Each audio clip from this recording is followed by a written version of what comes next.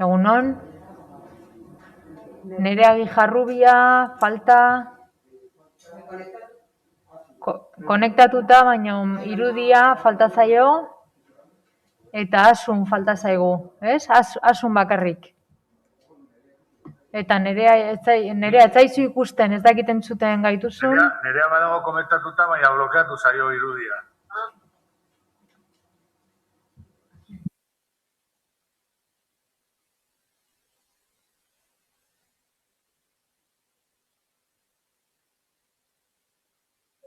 Zaki, teoriaz beak, konektatuta dago, beste guztiak ikusten gaitu, baina bere irudia blokeatuta dago, nik amendik ikusten dut. Denak ikusten dira orain bai. Egunon, ongi etorriak, otsaileko osoko bilkurara, eta besterik gabe hasiera emango diogu osoko bilkurari. 2016. puntua. 2021ko urtarrilaren 28an eta 29an egindako ohiko eta ezohizko bilkuraren aktak onartzeko proposamena, hurrenez hurren. Ez dago, beraz, 17. puntura pasatuko ginateke, udal herri jabaria atzemateagatiko tasaren zerga ordenantzaren aldaraztapenak behin-behinean onesteko proposamena. Batzordearen proposamen hau da.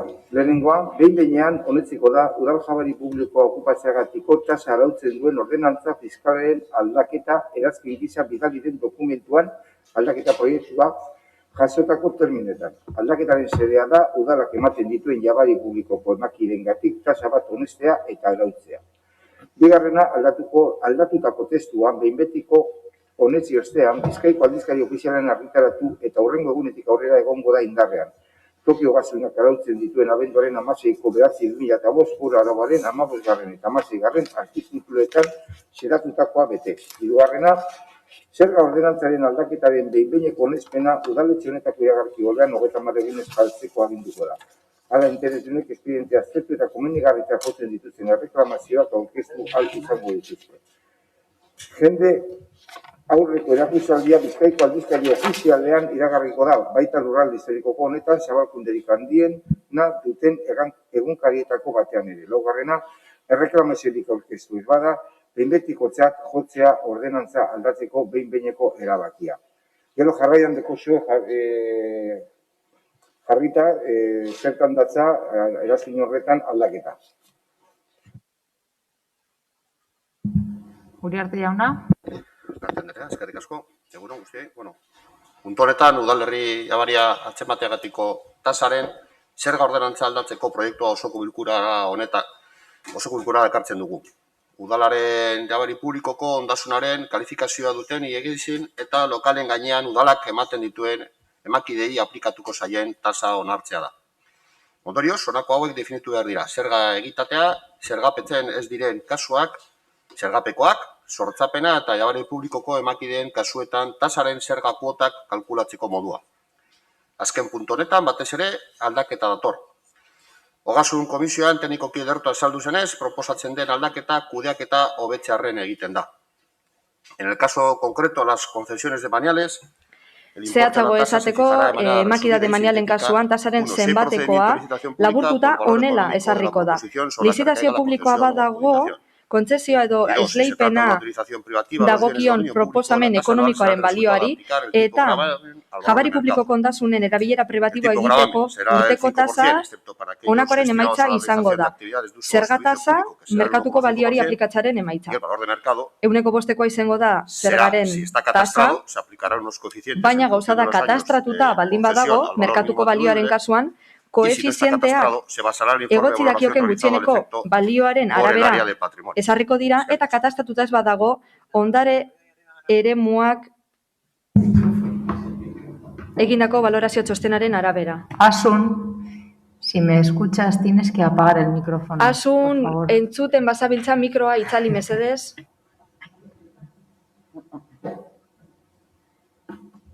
Ya está, yo creo. Eskerrik asko.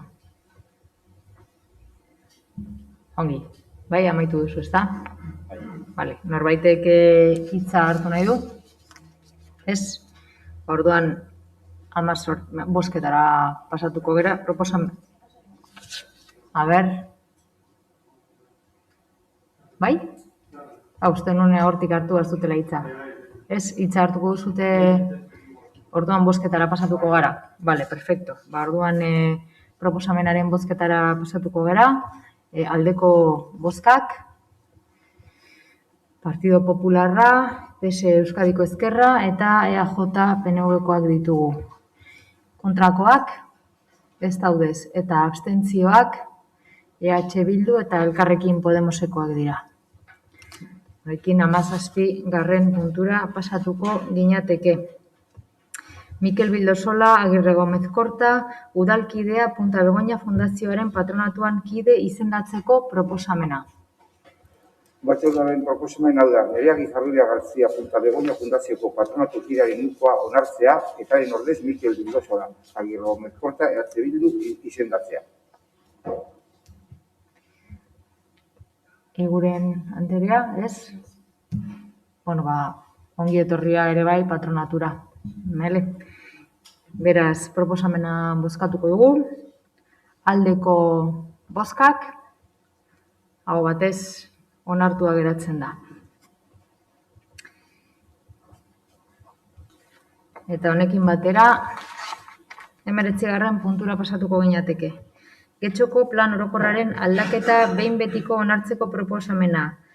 7.1.3, 11.6.2, 7.4.7, 6.3.29, 6.3.13, 7.4.1, 7.4.2, 7.4.4, 7.1.13 eta 6.3.40 atalei dagokiona.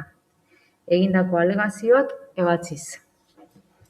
Batzordearen proposamena alde erabakikorraren aurrera dina. Lehenengoa, aurrekariekin bategi etorriz ezetz egiten dira Getxoko hiri antolamendukan orokarren hirigintza arauetako 7.3, 11.6, 7.4, 6.3, 6.3, 6.3, 6.3, 7.4, eta 6.3 artikulak hasieran honezteko erabakiaren aurka arriluzeko atzeko gandeta 15 Getxo, monumentu multzoaren jabeen izenean eta hori ordezkatuz Antonio Perales Ibarra jaunak, Carmen Ibarra Karea Andreak, Isabel Perjeira Agirre Andreak, Álvaro Ibarra Zubiria jauna, María de los Ángeles Ibarra Zubiria Andreak, María Isabel Ibarra Zubiria Andreak, Luz María Ibarra Zubiria jauna, María Dolores Ibarra Zubiria Andreak, Mariano Ibarra Zubiria jauna, Flora Victoria Ibarra Zubiria Andreak eta kartera Ibasogalea SL Merkataritza Konpainiak aurkeztutako alegazioak planteatuko gaiak ebakitzat jotzen direlako.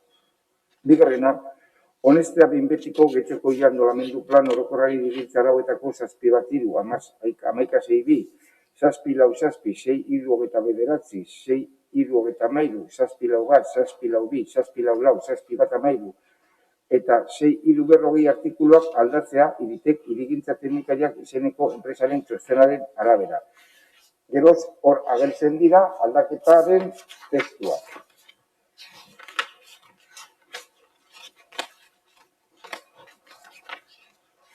Urkitza jauna. Hirugarrena izango litzateke, akordio hau aldaketaren alde batekin batera dokumentazio administratibo eta teknikoa Bizkaiko Foru Aldundiari bidaltzea hirigintza plangintzako administrazio erregistroan usteko. Laugarrena, Bizkaiko aldizkari ofizialean behin betiko onetsitako akordioaren eduki oso argitaratzea, eragindako hirigintza arauekin batera, aurreko atalak aipatutako erregistran utzi ondoren, era berean behin betiko onetzeari buruzko akordioaren lurraldean gehien eratutako egunkarietan ere argitaratzea. Eta bosgarrena, akordio hau bere espedientekin batera, dokumentazio administratibo eta teknikoa, Euskal Autonomia Erkidegoko antolamendu batzordeari bidaltzea artxibatu ahal izateko. Hori guztia behar bezala izapidatuta, jatorrizko formatuan zein formatu informatikoa. Bai. Urkitza jauna, zeuritzen da. Eskerrik asko, alkate Andrea, egun on guztioi.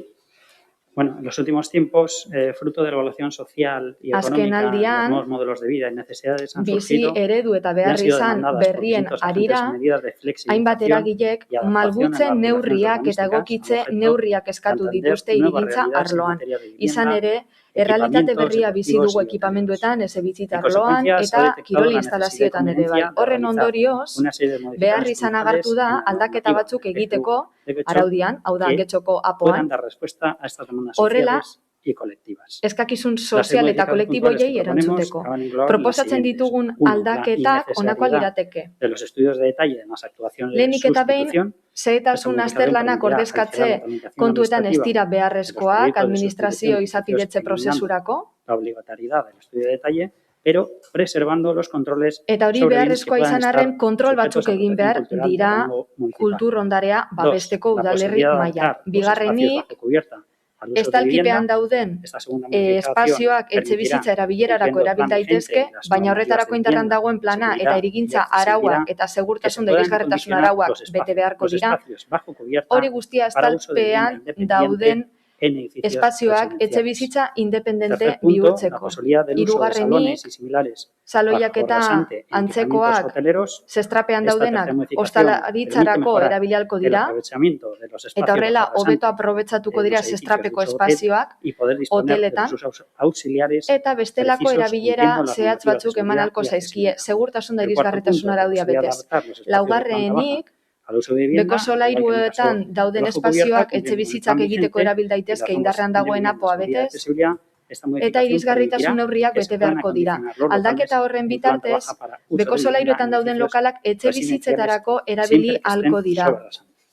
Hori bai, zestraren gainetik badaude. Bosgarrenik, kantxa deportiboak aprobetxatzeko aldaketa honen bitartez, kirol ekipamendu desberdinak berdinduko dira, kantxa deportibo horiek estaltzeko eta kirol jarduera eguraldi txarra dagoenean ere egin ahal izateko. Eta zeigarrenik, tendederoen kasuan, etxebizitzetan hori bai, aldaketa honi esker, etxebizitzetan tendederoak modu ordenatuan jarriko dira. Proiektu teknikoa egiteko beharrik gabe. Horregatik guztiagatik, behin betiko onarpena eman nahi diogu APOaren aldaketa honi. Eskerrik asko. Eskerrik asko. Norbaitek hitza hartu nahi du puntu honetan. Carolina, bai, Uribe Espriella Anderea, zeurea da hitza. Eskerrik asko, muy brevemente. Tras la pasada Comisión de Territorio... Labur. Aurreko lurralde batzordean informazioa jaso genuen puntu honen inguruan, baina gauza da 2019ko eta 2020ko batzordeetan honen inguruan hitz egiten hasi ginenean iruditu zitzaigun hainbat aldaketa egin behar zirela APOan askotarikoak eta eztabaida zehatzagoa behar zela. Azaldu bezala, hemen gauza asko lantzen dira estalkipean dauden espazioak, tendederoen kasua, zestrapeko espazioen egokitzapena. Gauza da momentu horretan 2019an eta 2020an ingurumen txostena ikusi genuenean, horren arira alegazio batzuk askertu ziren, egoki zirenak, eta berriro baloratu dugu horregatik gure bozka eta abstentziotik kontrako bozkara pasako gara, baina arreta deitzeko baino ez da, izan ere gure alderditik bai landu nahi dugu APOaren aldaketa, baina uste dugu aldaketa hauen kasuan partxeak direla. Eta aldaketetako batzuk gure ideiekin bat datozen arren, ez gaitu uneko unean konbentzitzen eta horregatik kontrako bozka emango dugu. Eskerrik asko. Beste norbaitek? Barkatu, nereak hitzein behar dugu, baina... Bai, berriro... dago berriro. Ez dugu nerearen irudia ikusten.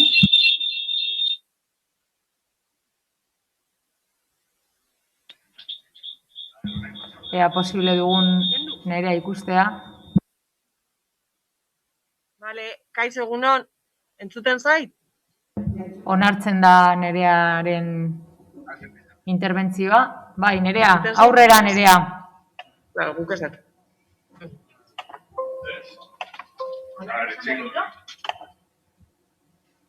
Bai? Bai, nerea. Vale, barkatu.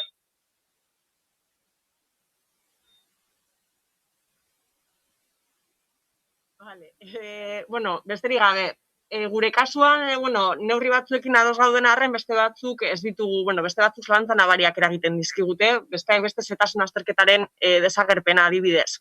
Uste dugu ja dagoeneko mekanismo oso gutxi dauzkala, gure eraikinek mekanismo gutxi dituzte babesteko, eta azterketa, edo zetasun azterketa hori desagertuta ere, mekanismo horiek desagertuko dira, ez baitago oraindik ere apo berria abian, eta ez baitira oraindik ere bestelako mekanismo batzuk jarri, benetan, gure herriko ondarea, etxe bizitzen tipologia gordetzeko.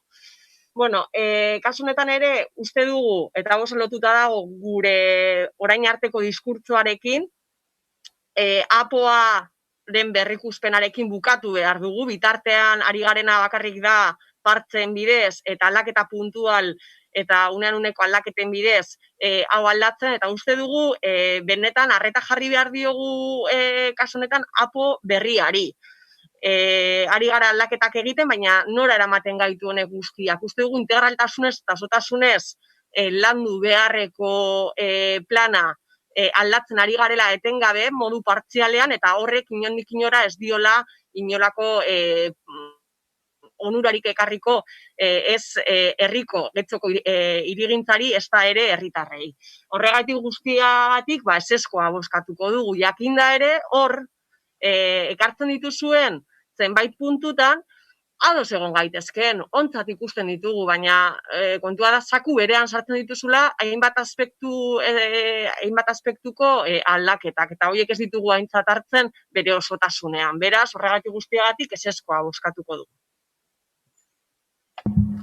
Bien, eskerrik asko. Uste dut arazo tekniko batzuk izaten ari garela, espero dugu lehenbailen konpontzea, baina aurrera jarraituko dugu. Bale? Itzulpenarekin arazoak daudez.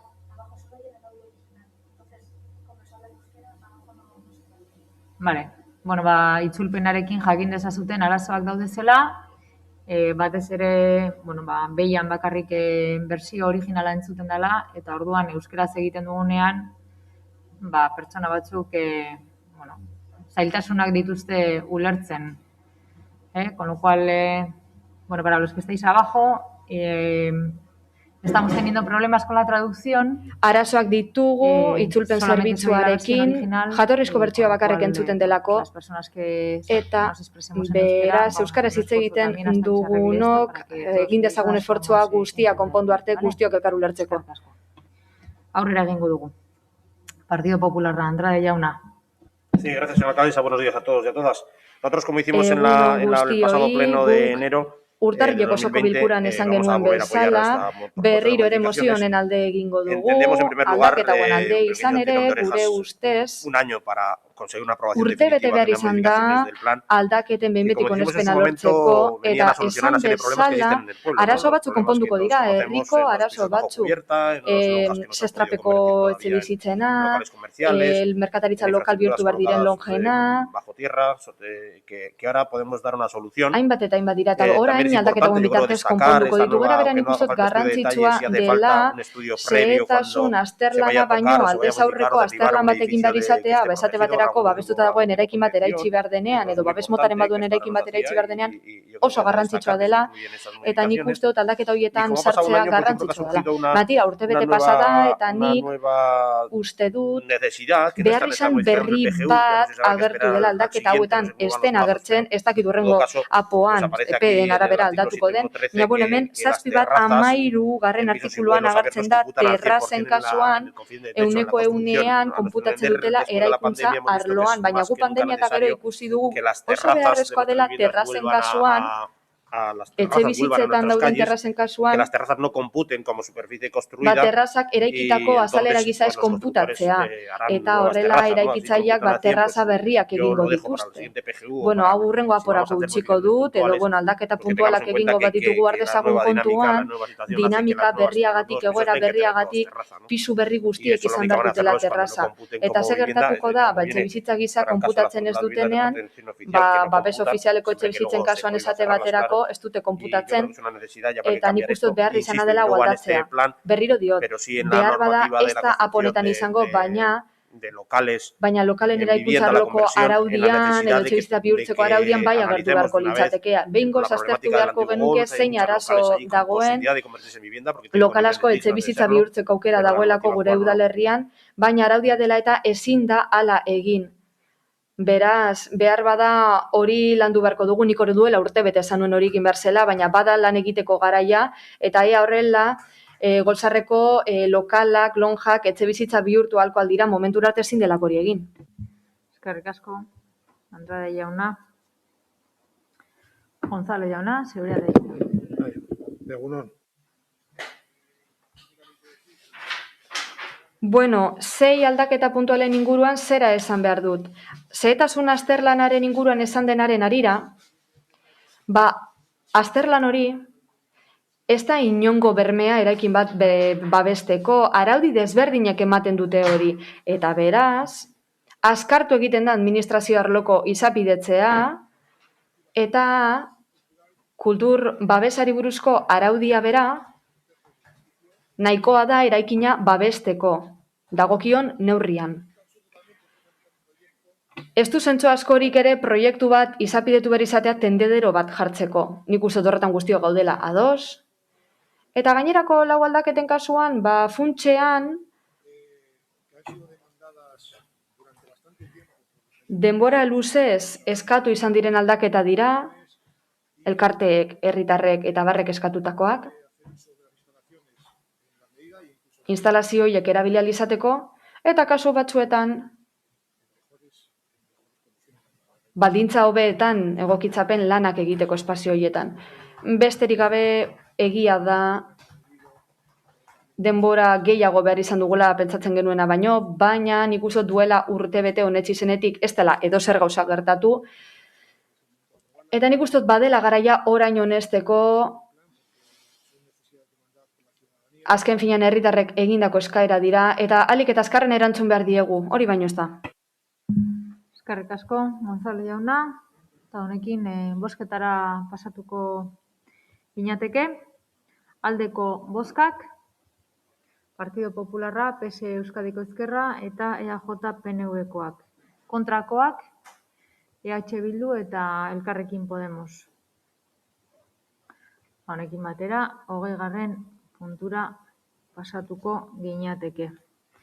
Soilube kaleko 6. zenbakiko lur zatirako jauregi bat, 38 zenbakiko banaketa eremuan, xehetasun azterlanari behin betiko onarpena ematea. Batzordearen proposamen hau da, lehenengoa, behin betiko onestea, Ana Teresa García Pinedo Andreak Egapotxu SLU enpresaren izenean eta ura ordezkatuz, aurkeztu duen xehetasun azterketa Soilube kaleko 6. zenbakian dagoen lurzatiari dagokionez, 38 jauregi bat banaketa area. Xehetasun azterketa hori González Claudia Cabrera Bartolomé eta Zaratza Canales arkitektoek idatzi zuten eta Euskal Herriko Arkitektoen Elkargo Ofizialak 2008ko uztailaren batean ikusi honetzi zuen. Kontuan izango dira hasierako onespenean egindako nabardurak. Bigarrena, erabakio Bizkaiko aldizkari ofizialean argitaratuko da, eta interesdunei jakinaraziko zaie jar ditzaketen errekurtsoak azalduz. Hirugarrena, alkatetza udalburutzari erabaki horiek egikaritzeko beharrezkoak diren nahi adina ebazpen hartzeko ahalmena ematea.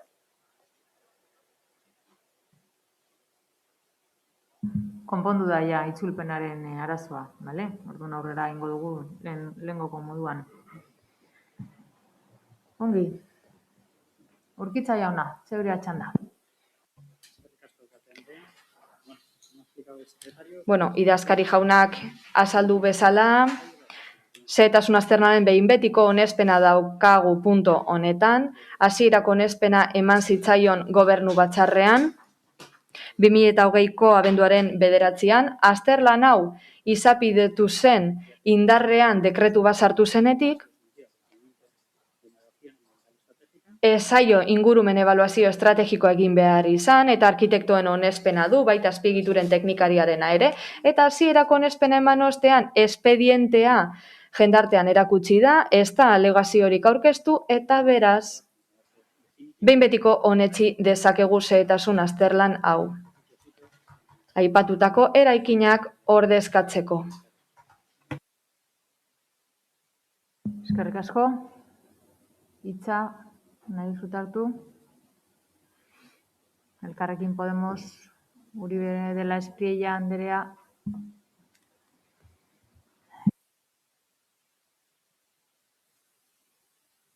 No.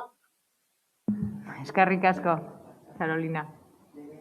Beste norbaitek, Bildutik, Nereak hartu nahi du hitza. Bale. Nerea Gijarrubia ez zaitugu ikusten, baina behar bada entzuten bai.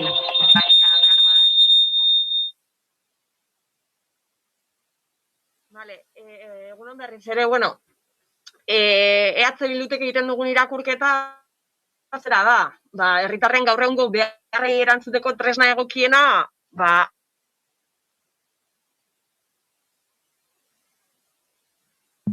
Nerea Gijarrubia ahotsa ere ez zaitugu entzuten.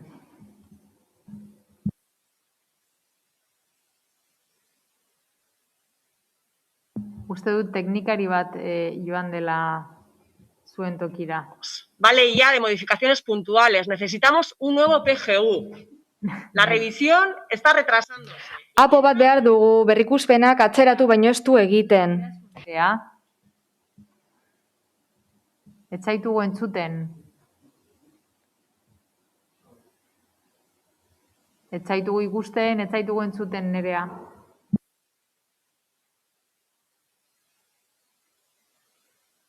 Bai, laguntza, da kokabat. Orain bai. Zaio Nereari, ala zaio entzut.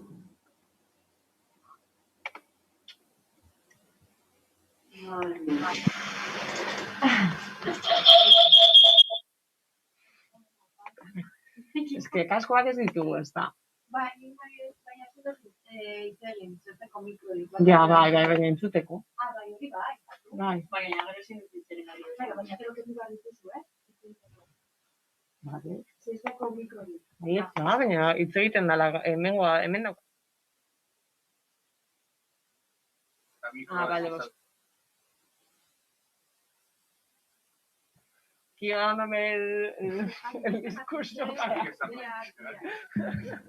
Dena entzuten zaizue orain, orduan. Ez dakit. Nerea... Berdin du. Hemen egoen ni kriston diskurtsoa emoten inorentzako. Hasiko naz berriz, bale? Bai.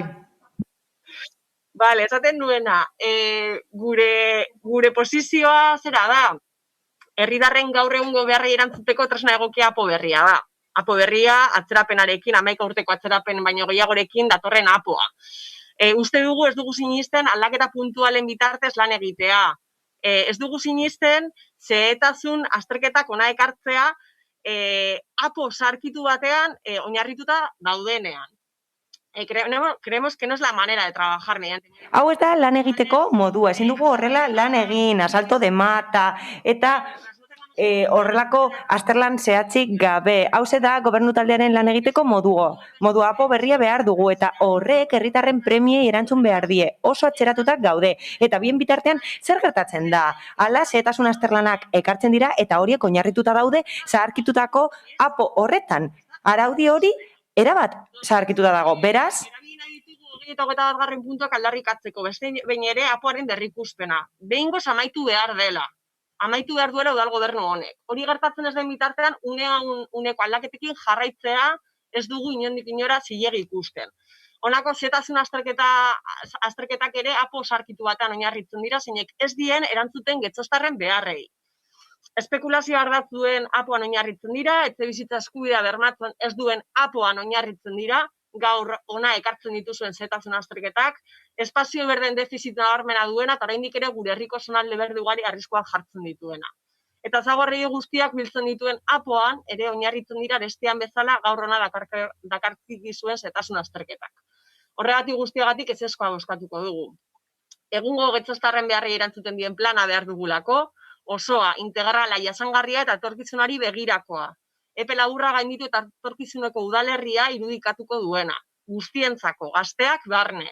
Horregatik ezezkoa bozkatuko diogu zehetasun azterketa hauei. Eta behingoz ere, mesedez, jar zaitezte, martzan abiatu zaitezte, eta apo berria buka dezazue. Hori da egiten dugun eskaria, nahikoa da. Eskerrik asko, Gijarrubia Anderea, eta Partido Popularretik ez dakitez. Gure aldetik, Uriarte jauna. Eskerrik asko. Bueno, únicamente señalar que tanto esta como el siguiente punto que también es otro estudio de detalle y por aclarar a quien esté escuchando. Gustatuko litzaidake honakoa argitzea, hala eraikin batzuk ordeztuko dira hirigunean, urbanizatutako gunean, oso ondo eraikita dagoen puntuan, gunean, eta bertan jendea bizi da, naiz eta apo zaharra izan, jende asko bizi da bertan, orain dela luze, etxe bizitzak daude, urbanizatuta dago gunea, eta hirigintzaren aldetik badaude garatuta. Hala? Funtzean, hori da esan nahi nuena, argitu nahi nuena, eta gonbidatu nahi dut EH Bildu lan egitera, gurekin lan egitera. Hala, espero dut apoaren garapenean ekarpenak egitea, esandakoaren arabera ematen du lan egingo dutela horren inguruan. Mila esker. Bozketara pasatuko gara beraz. Aldeko bozkak, PSE Euskadiko Ezkerra eta EAJ PNV-koak ditugu. Aurkakoak, EH Bildukoak eta abstentzioak, Partido Popularra eta Elkarrekin Podemosekoak. Honez, 21. puntura pasatuko ginateke. Arrigunagako jaitsierako 4. zenbakiko lurzatirako xehetasun azterlanari behin-behineko onarpena ematea. Batzordaren proposamen hau da, lehenengoa, behin betiko onestea Imanol Arreta Agirre jaunak Handitu Inversiones SL enpresaren izenean eta hori ordezkatuz, aurkeztu duen xehetasuna azterketa, Arrigunako Jaizkidea kaleko 4. zenbakian, 27 San Nikolas banaketa arean. Dagoen lurzateari buruzkoa. Xehetasuna azterketa hori Urban Products Arkitektura Bulegoa SLP enpresak idatzi du. Kontuan izango dira hasierako onespenean egindako nabardurak. Espezuki adierazten da honako hau, ingurumen administrazioaren zuzendariaren 2008ko ekainaren 30ko ebazpenaren bidez ingurumen txostena estrategikoa egin zen. Ebazpena 2008ko uztailaren 23ko 154. Euskal Herriko agintaritzaren aldizkarian argitaratu zen. Bigarrena erabakio Bizkaiko aldizkari ofizialan argitaratuko da, eta interesdunei jakinaraziko zaie jar ditzaketen errekurtsoak azalduz. Hirugarrena, alkatetxe udalburutzari erabaki horiek egikaritzeko, beharrezkoak diren nahi adina ebazpen hartzeko ahalmena ematea. Urkitza jauna, zeurea da hitza. Bai, eskerrik asko, Kate Andrea.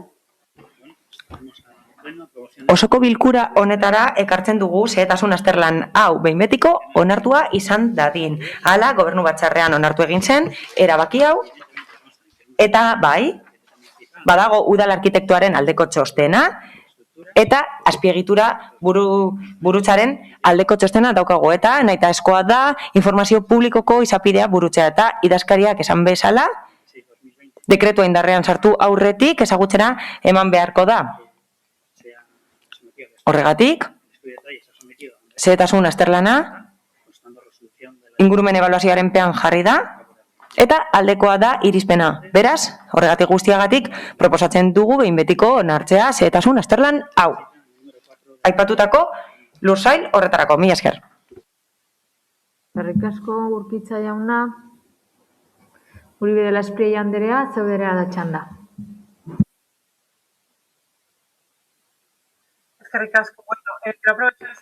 Puntu hau baliatu nahi dut gure bozka justifikatzeko. Bai, aurreko puntuari zein honi dagokienez, eta laburki abstenituko gara, baina kritikoa da abstentzioa. Baliatu nahi dugu aukera hau adierazteko kezkatuta gaudela. Hala, arkitektura ondarea eta identitatea galtzen ari da Getxon puntu honetan aipatzen dugu Arrigunako jaitzierako etxe baten eraispenaz. Hala, gune honetan beste eraispen bat egon zen. Eta azkenengo urteotan eta azkenengo hilabeteotan horrelako gauzak ikusi izan ditugu, zenbait eraikin garrantzitsu erori egin dira, eta hiri paisaiaren parte dira, identifikatzen dute getxo, eta gainera historiaren parte dira. Kontuan hartu behar da, eraizpen horiek aukera kentzen digutela horrelako eraikinak edukitzeko gure udalerrian, eta galdetu nahi dugu benetan pentsatzen dugun getxo existi daitekeen horrelako eraikinik gabe, eta horregatik penagarria denez baliatu nahi dugu puntu hau, eta hurrengo mozioan, ondareari buruzko mozioan horren inguruan hitz egingo dugu guretzat, uste dugu gobernu taldeak ez duela inplikazioa eta gainera ez dituela behar beste babesten ondare, arkitektura ondarearen parte diren eraikin horiek. Hala, ematen du, ondare edo jabetza pribatuaren pean, horrelako erabakiak hartzen direla, gainera, eraizpena ez da aukera bakarra, bestelako gauza batzuk egin daitezke, fatxadak berrerabili daitezke, eta kontuan hartu behar dugu etorkizuneko belaunaldiek gauza asko galduko dituztela, eta horregatik ez da jasangarria, ez da egokia ere. Uste dugu ondarearen babesa eta modernitatea ez direla batera ezinak, hori da gure iritzia, eta berriro ere esan nahi dugu etorkizuneko belaunaldiok eta guk geuk horrelako fatxadak gogoratuko ditugula, definitzen gaituztelako eta oso garrantzitsua delako duten historia. Baina horregatik esan beharra dago, abstentzio kritikoa dela, uste dugulako horren inguruan hausnartu behar dela. Mila esker. Eskerrik asko, Uribe de la Espriella Anderea, Bildutik.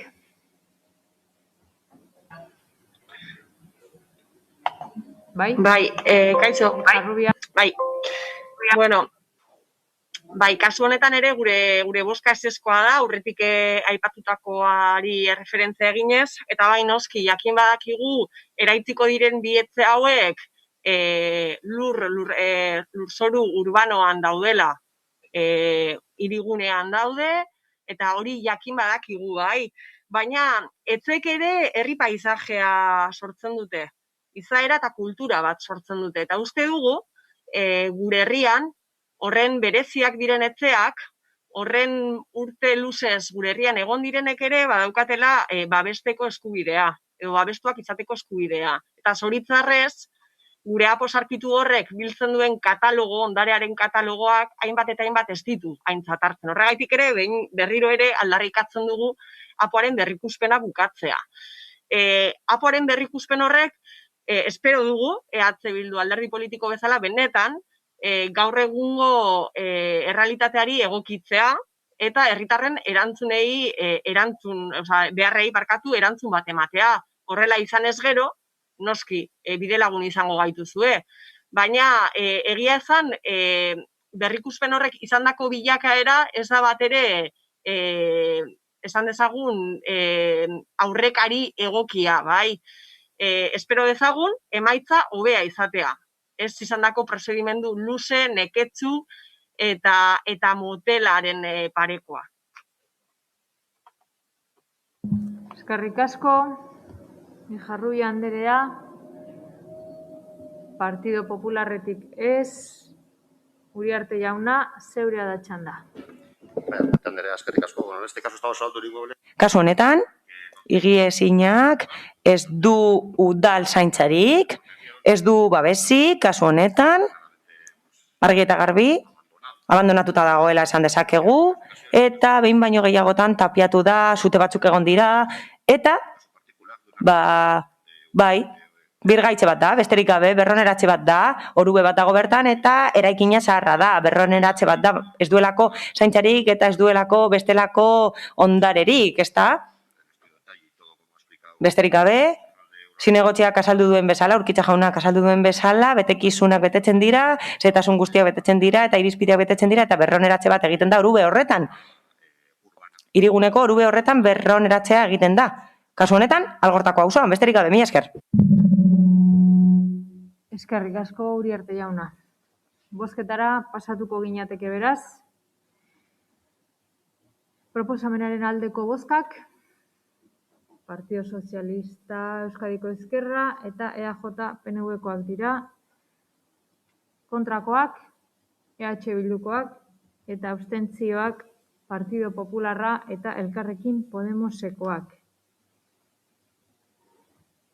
Eta honez beste 22 puntura pasatuko ginateke kontu ematera.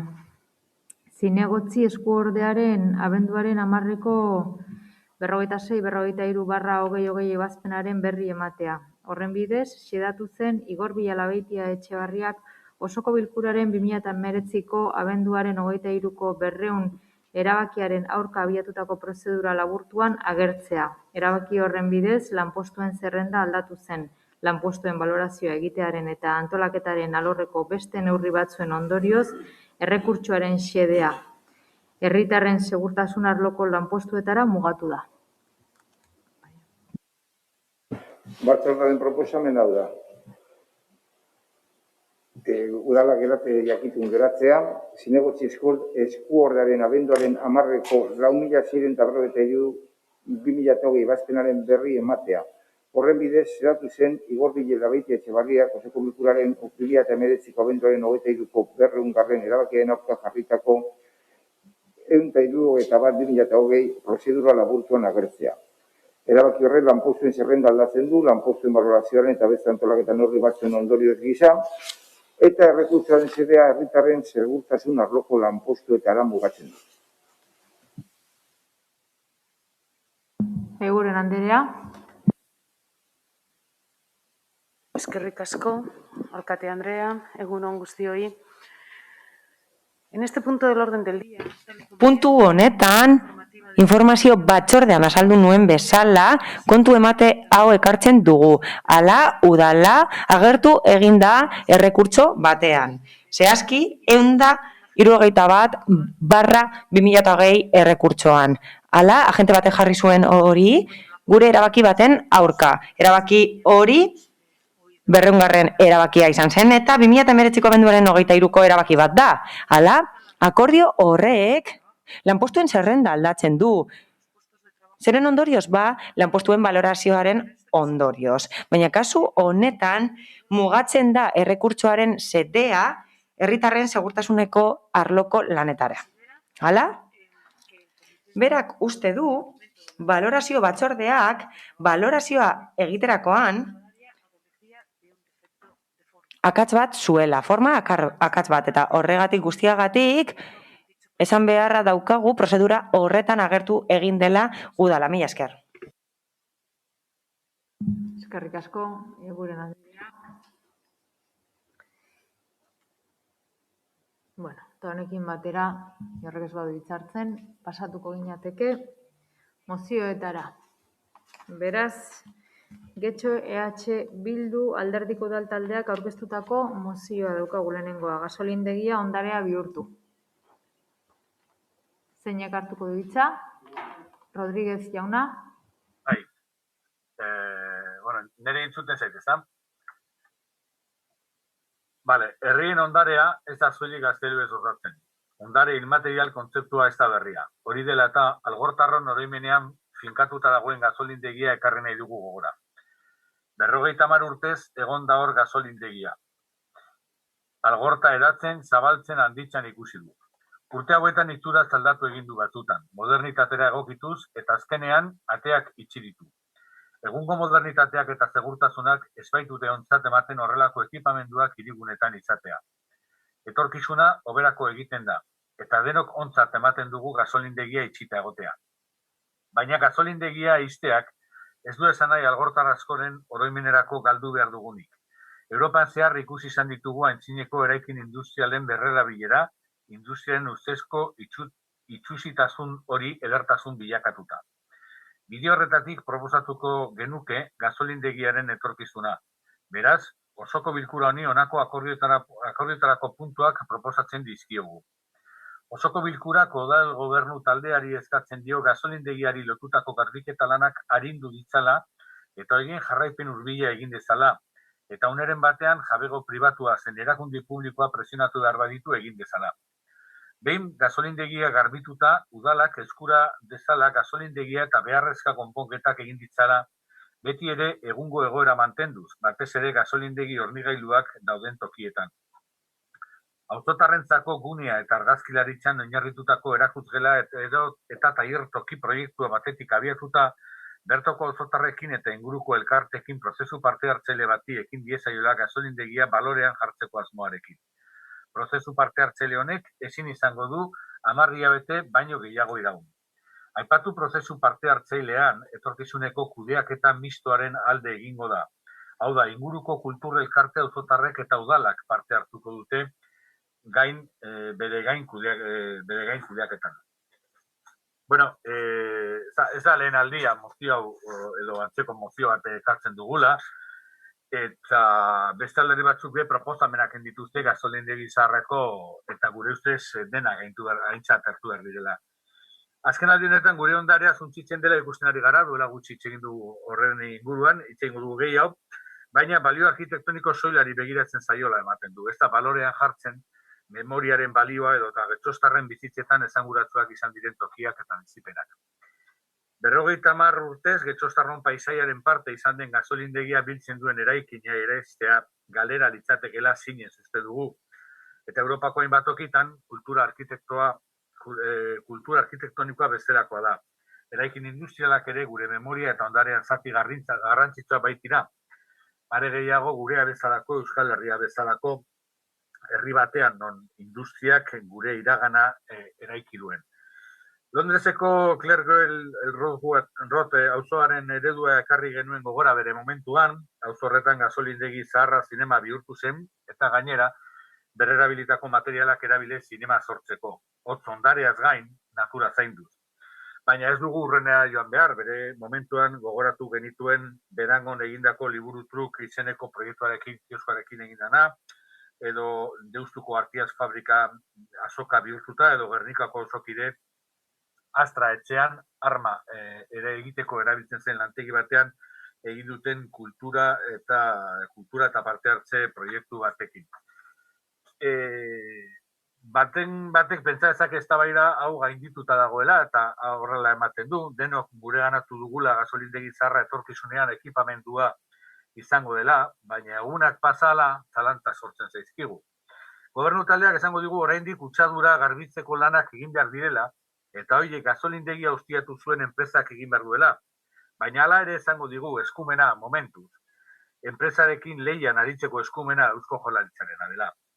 Eta garbiketa nork egin argitu arte, eskumena gora eta eskumena bera, urteak aurrera doaz. Eta herri honetan urteak aurrera doazenean iragana suntsitzen da.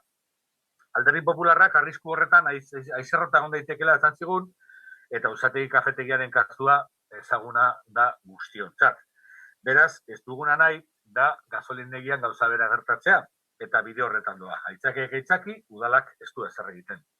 Euskal Herria Bildun proiektu bat garatu dugu. Gasolindegi zaharra, auzotarrentzat auzogunea bihurtu nahi dugu, auzogune artistikoa. Auzotarrak eta artista getxostarrek kudeatutako tokia. Baina hori gure proiektua da. Toki horretan ekipamendua nahi dugu eta gure ustez, erabakia auzotarrei dagokie. Ingurua apurka okerrera doa. Gasolindegi ondoko tokiak utzi daude eta horrekoak baita ere bai. Gasolindegia motorea bihurtu dezakegu baita ere herri hortako aldearentzat. Desagerrarazi egin aurretik. Duela gutxi artistei kendu zaie erakusketa gela hor izan daiteke leku bat. Prozesu parte hartzailea funtsezkoa izango da gune honen etorkizunean eta hasieran eta eguneroko kudeaketan. Eta prozesu parte hartzailea abiatzeko ez dugu zertan inori itxaron behar. Ondo ezagutzen ditugu gainera, udal gobernu honen arintasuna 2016 adostu zen labentako prozesu parte hartzailea eta oraindik 2021 urtean labentako obrak bukatzeko daude. Beraz, egon gaitezen prest, zenbat eta arinago hasi, hobeto. Gainera, prozesu parte hartzailea egiteak etorkizunean egin beharko diren konponketa lanak zehazten lagunduko du. Eta bitartean, udal gobernuak presioa egin dezake, garbiketa egin dezaten. Berdin zaigun nork Eusko Jaurlaritzan presioa egin behar da, eta bestela badaude beste bide batzuk. Era subsidiarioan egin daitezke gauzak, egin daitezela. Gobernu honek ez du inolako arazorik langile eta beste batzuen kontra epaiketara jotzeko. Baina antzalenez, enpresa handia direnean, hor arazo gehiago izate ditu. Hitz gutxiago, promesa gutxiago eta ekintza gehiago nahi ditugu. Eta az gaitezte lanean edo az gaitezen lanean. Eta hori da azken finean mozio honen nahia. Eta errepikatuko dugu mozio hau beharrezkoak diren aldi guztietan. Eskerrik asko, Rodríguez jauna, eta ez duzute ditzen. Parkatu, Elkarrekin Podemos, bai, Uribe de la Espriella Anderea, zeune da txanda. Muchas gracias. Estamos hablando... Eskerrik asko. Gobernu taldeak dakien bezala, oposizioak eskatutat dago gai honekin, izan ere batzordeetan hori helarazi izan dugu, bai legegintzaldi honetan, bai aurrekoetan. Planteatu behar da, hau da, zer egin daiteke espazio honekin, hori galdetu behar dugu, eta bai, denok ditugu ideiak eta aukera desberdinak hori berritzeko eta gunea baliatzeko. Hala eta guztiz ere, bada garaia seriotan hartzeko premia hau eta espazio hau berreskuratzeko eta auzotarrek erabil dezaten. Hala, alderdi batzuetan gure eskumenak udalerri gisa eskasak dira. Eta hori ulertzen dugu, baina hori ez da aitzakia zerbait egiten hasteko. Horrez gain, ulertzen dugu, kulturaren mundutik proposamenak eta ideiak daudela hori aprobetsatzeko eta horietako batzuekin ados gaude. Horregatik, ondo iruditzen zaigu aurkeztu den proposamena eta gainera aukera bat da gune hori berreskuratzeko. Hala, lonja eta lokal huts asko daude inguruan, gasolindegiaren inguruan, alegia. Horrez gain, ulertzen dugu hori ez dela proposamen bakarra. Hau da, erabilera bakarra ez da kulturala izan behar. Horregatik, uste dugu, honena izango litzatekeela prozesu parte hartzaile bat egitea, aukera desberdinak aztertzeko. Izan ere, nik uste dut, gobernu honetan aztertu behar dela gasolindegiarekin zer egin. Ez da egin behar gure proposamena, Alderdi Popularrarena edo EH Bildurena. Ez, bilatu behar da, puntu komun bat, hau da, auzotarren proposamena aurkitu behar da, guztiona izan dadin gasolindegia eta espazio hori. Hala, prozesu parte hartzailea az daiteke, naiz eta orubea garbitu behar den, eta bai, Eusko Jaurlaritzarekin eta erakunde desberdinekin kudeatu behar da, baina zerbait egin daiteke dagoeneko. Hala, prozesua lantzen hasten bagara, denborarekin eta presarik gabe egin ahal izango dugu, emaitza benetan posgarria izateko guztiontzat, eta batez ere auzotarrentzat. Hala, horrez gain, bada garrantzitsua, zuhurtziaz ibiltzea, gunearekin eta ingurumen alderdiarekin, ezta?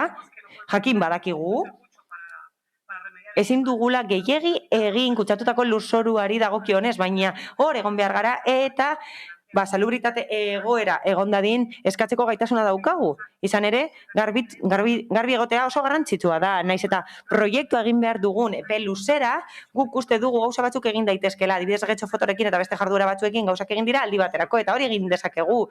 Hala, ondorio gisa, uste dugu lan egiten hasi behar garela, eta prozesu parte hartzaile bat egin behar dela, jakiteko zer egingo dugun gasolindegiarekin, eta horregatik, EH Bilduren proposamenaren alde egingo dugu, eta behar den guztietan babestuko dugu, mila esker. Eskerrik asko, Díaz Anderea, zeure da txanda. Egun onden hori, mila esker, Alkate Anderea. Bueno, es evidente que no es la... Begibistakoa da ez dela lehenengo aldia gai hau jorratzen duguna, eta horregatik guztiagatik denok ezagutzen dugu, alderdi guztiok ezagutzen dugu egoera.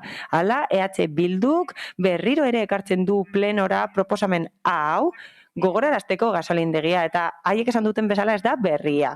Oraingoan, infografia bat egin duzue zuen proiektuarekin eta sare sozialetan edatu duzue eta esan duzue ona dela hori egitea bestela gobernu taldeak espekulatuko duelako eta pisuak egingo duelako. Hau demagogia baino populismoa da. Alderdi Popularrak beste proposamen bat dauka eta aurrekontuetan aurkeztu zuen bere proposamena eta zalantzarik gabe proposamenak anitzak izango dira. Eta guztiak izan daitezke interesgarriak, baina hauze ez da eztabaida. Eta zuek hori ondo dakizue. Eztabaida zera da, udaljabetzako orubea da eta ezin dugu bertan jardun, ez bada garbitzen, ez bada deskontaminazioa egiten eta nahita ez 50 urte ustiatu duten enpresak egin behar du garbiketa hori, eta hori da Repsol enpresa, alegia. Hala, zuek, jakin badakizue dokumentazioa duzuelako, gobernu honek eta aurreko gobernuak errekerimendu guztiak egin dituztela Repsolek benetan betetzeko sedapen horiek, ingurumena zaintzeko eta hondakinak kudeatzeko, eta hori egiten jarraituko dugu aurrerantzean. Hala? Elkarrekin Podemoseko kideak esaten du seriotan hartu behar dugula eta beti hartu izan dugu seriotan gai hau. Bitxia da EH Bilduk esaten duena. Hala, esaten da, eskatu behar diogula Eusko Jaurlaritzari arintzeko lanak. Hala, hauze ez da garbiketa lan simple bat, ez, kutsadura maila zehaztu behar da eta kuantifikatu behar da deskontaminazio proiektua eta gero hori egin behar da. Ez dakigu zein den prozesuaren kostua. Horretarako katak egin behar direlako, baina hasteko 200.000 euro baino gehiagoko kostua izango du eta hori mugimenduak egonez badira azpi lurzoruan. Horiek egon badira, garestiagoa izango delako prozesua, hori da eztabaida. Eta berriro jarraitzen badugu Repsol presionatzen erakundetatik bere betebeharrak bere gain hartzeko eta administrazioarekiko auzietara jotzen badugu eta horrelako gauzak egiten baditugu, gero ikusiko dugu zer gertatuko den eta benetan dirua itzultzen diguten eta noiz, ezta? Zein da EH Bilduk nahi duen aukera? Zer da garbiketa lanak arintzea? Zer esan nahi dute horrekin eta zergatik eskatu nahi diozue gobernu taldeari Repsol presionatzeko jakin badakizue zeintzuk diren egindako jarduketak? Zuek badakizue zer egin dugun gobernutik denbora honetan zehar. Hala, EH Bildu kontuan hartzen du badagoela arrisku bat administrazioarentzat, modu subsidiarioan lan egiteak arriskuak ditu. Garestia izateaz gain, zeintzuk dira esartzen ditugun aurrekariak bestelako enpresekiko, hau da, beste enpresa batzuek antzeko egoerak izan ditzakete. Orain nahi duzue prozesu parte hartzaile bat abiarazi, baina ez dakigu zin izango den denbora muga, denbora horizontea. Hala, horrek ez luke etxipena eragingo parte hartzaileengan. Hala, PSetik ziur gaude, udalbatzako kide guztiok nahi dugula deskontaminazio hori egitea eta behar bezala egotea orubea, denok horretaz gozatzeko, baina horrek ez du justifikatzen edo zer gauza, eta eztabaida ez dugu beste gauza batuetara eraman behar. Hala, egiak bestela titularra aldatuko luke, ezta? Mila esker. Eskerrik asko, Díaz Anderea, Andrea jauna. Gracias, señora alcaldesa. Mila esker, alkate anderea. Hala, eztabaida hau luzaroan izan dugu. Beraz, esandako gauza asko errepikatuko ditut. Hala, gobernu taldeak esandakoaren aurka, ahalik eta lasterren jardutean nahi dugu. Zuentzat, ahalik eta lasterren ez dakigu zer den. Hala, gasolindegia 2016ko uztailean abandonatu zen. 5 urte igaro dira abandonatu zenetik. Eta, gobernu taldeak bazekien orduan amaituko zela kontratua. Ez zen berria. Haiek bazekiten joango zirela, atzetik genekien beraz, deskontaminazioaren gaia aurretik kudea genezakeen, baina badakigu gobernu talde hau ez dela arintasunaren eta lanaren adibide, ezta? Hala, osoko bilkura areto honetan beti aipatzen dut negligentzia eta desidia. Ezta beti aipatzen ditut eta Ibonek adibide batzuk aipatu ditu, Uzategi kafetegia, Aizarrotarekin gertatuko dena, eta hau beste adibide bat da. Hala, bagenekien abandonatuko zela.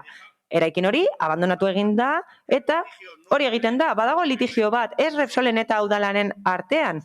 Baizik eta Repsolen eta beste baten artean jakiteko nork deskontaminatuko duen, bai, existitzen da, baina ebatzi behar da, eta guk aurrekontu parte hartzailetan era subsidiarioan kudeatzeko eskatu genuen. Hau da, aurrerago lan egiten hasi behar ginen, 5 urte lehenago, hala, bi enpresa horiek ez dira ados jarri. Guk epaiketa batera eraman genitzakeen horiek argitzeko noren erantzukizuna zen eta deskontaminatuta egongo litzateke. Hala, modu subsidiarioan jarduteak aukera ematen du hori deskontaminatzeko. Gainazala ez da garrantzitsuena, ez, lurrazpia garbitu behar da, eta hori jan daiteke zaiena, baina udala badauka gaitasuna hori egiteko, badauka gaitasuna hori kontratatzeko, eta gero faktura horiek erreklamatzeko baldin eta epaiketa horretan argitzen bada nork ordaindu behar duen. Biak demandatzen ditugu eta bertan egon daitezen borrokan. Esan bezala 5 urte daramatzagu ezer egin gabe.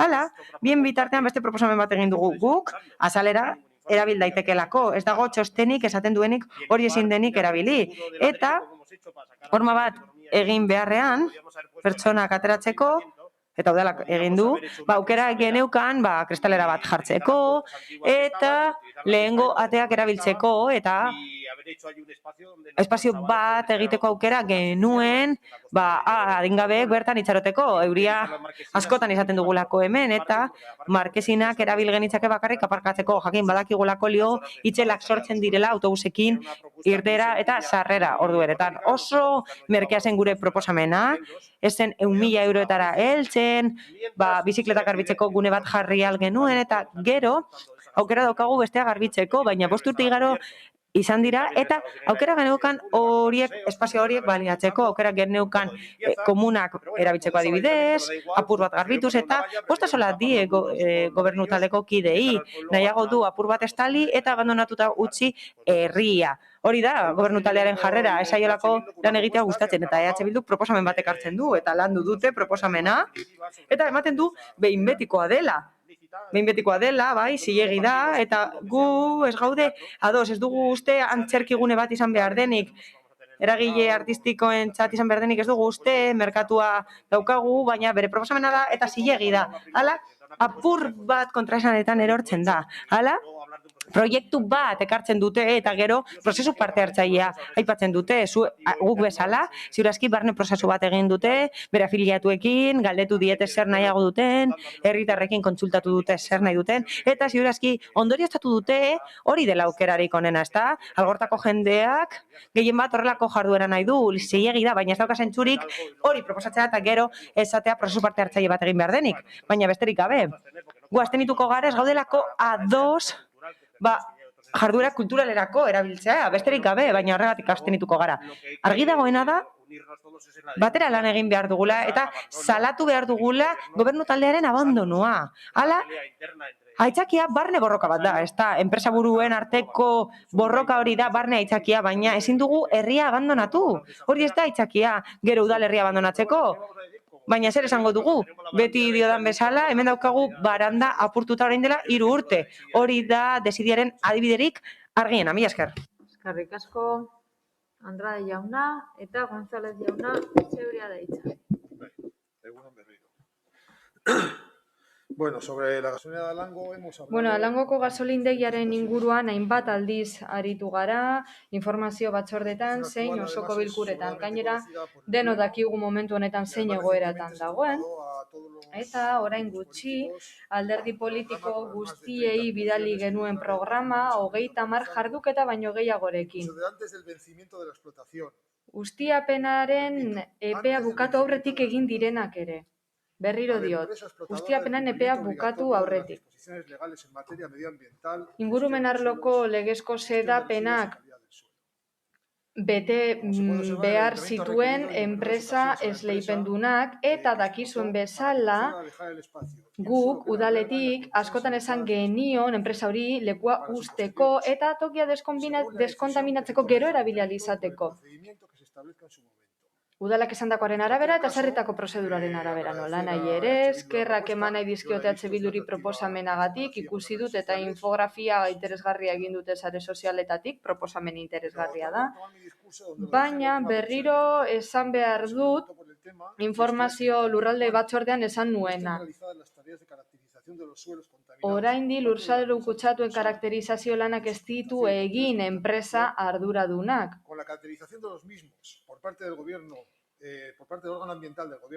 Eta Eusko Jaurlaritzako ingurumen organoak hoien karakterizazioa egin ostean dio proposamen zehatz bat eta parte hartze prozesu bat irekitze absurdoa dela.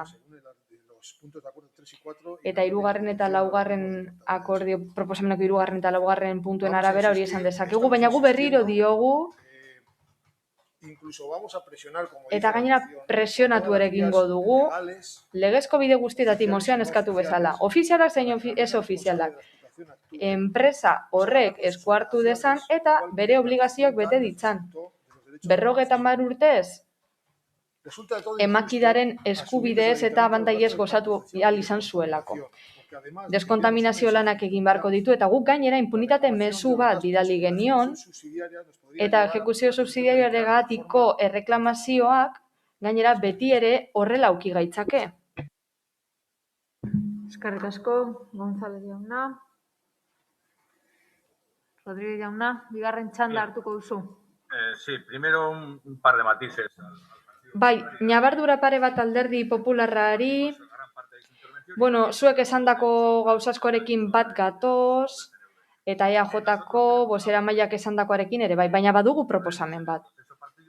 Parte hartze prozesu bat daukagu, eta inguruko elkartek eta bizilagunek baloratu beharko dute, eta haiek erabakiko dute gustatzen bazaia aldatu nahi badute edo ez.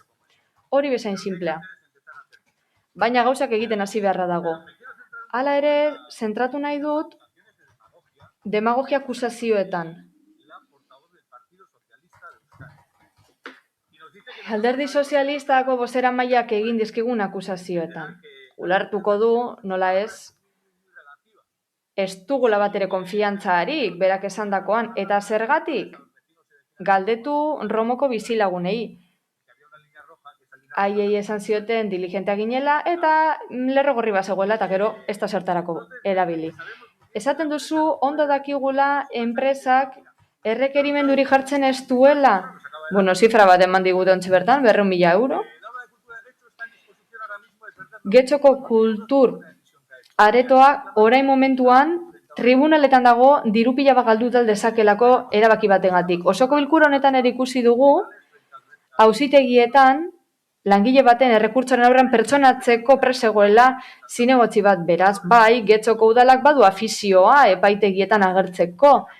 Eta gainera, idazkari jaunaren kolegiatu kuota ordaintzen du epaitegietan ordezkatzeko, baina gero badirudi Repsol bezalako enpresa batekin sartzea, eta ez dut esango nor dagoen Repsolen buruan, Repsolekin ja sartu behar garenean arazoa daude. Andrade jaunak esan bezala, 5 urtera goaz, 5 urte gasolindegia itxita. Deskontaminazio lanak, auzitegietara joateko, eta rekurtsoetan bertan eraritzeko denbora izan dugu, baina ez oraindik zain gaude bestek zer egiteko zain. Udalak egiten duena badakigu, baina ez da nahikoa. Izan ere, udal hau oso zorrotza da gauza batzuetan, eta oso malgua beste batzuetan. Eta malgua denean gertatzen da, gertatzen dena, esan bezala, gauzak galtzen doaz. Hortxe dago usategiko kafetegia, Aixerrotan gertatzen ari dena, gasolindegia hau, eta tapiatuta dago. Beraz, orain lekzioak ematen etortzea, bozeramaile sozialista koherentzia eskatzen itxutzekin eta adebet, batela marinera. Izan ere, Romoko auzoan, baina oroar bizilangunengan duen sinesgarritasuna hutsaren parekoa da. Badakigu esandako guztia, badakigu hemen gaudelako eta proposatu genuelako, zu baino lehenago.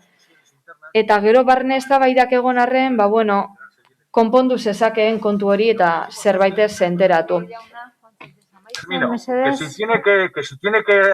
Berriro diot, ejekuzio subsidiari bat egin behar badu egin dezala, baina ezin dugu gasolindegi hori erabili gabe izan 5 urtez ardura argitu ez delako. Izan ere, eztabaida horretan, Getxo ateratzen da galtzen, herria, eta udala noizbehinka faxak edo imeiak bidaltzen ari da Eusko Jaurlaritzari, baina hori ez zaigu ondo iruditzen. Eskerrik asko. Uribe de la Espriella Andrea, zeurea da txanda. Bueno, por un lado queremos agradecer porque... Bueno, alde batetik eskerrak eman nahi ditugu, esan digutelako gobernutik alduten guztia egiten ari direla, eremori deskontaminatzeko uste dugu egokia dela, eta hori dela egin behar dena. Eta gainera, uste dugu egoera hau, ez dela gure eskumenekoa, zaila dela, baina eskertzen diogu bai, horretan lan egiten egotea, bide guztiak lantzea, eta espero dugu emaitzak ikustea, presio hori egin ostean, adi egongo gara. Ados gaude, baita ere, Alderdi Sozialistako bozeramaileak esan bezala, kutsatzen duenak ordaintzen duela, baina uste dugu bien bitartan gobernu taldetik zerbait egin daitekela. Kutsadura hori bukatu artean eta deskontaminazio prozesua bukatu bitartean zer egingo dugun jakiteko. Eusko Jaurlaritzaren baimenak heltzen direnean, entzu dugu Bilduren proposamena, Alderdi Popularrena erain bat aldiz, eta guk Elkarrekin Podemosetik ez dugu proposamen puntual bat egin nahi duguna da, kultur erakundek eta bizilagune proposamenak aurkeztea, espazio horrekin zer egin nahi duten esatea, uste dugu haiek asko hobeto jakingo dutelagu, baino zer den hoberena eremu horretarako. Eta horren arabera, izango ditugu norberaren lehentasunak, baina tira.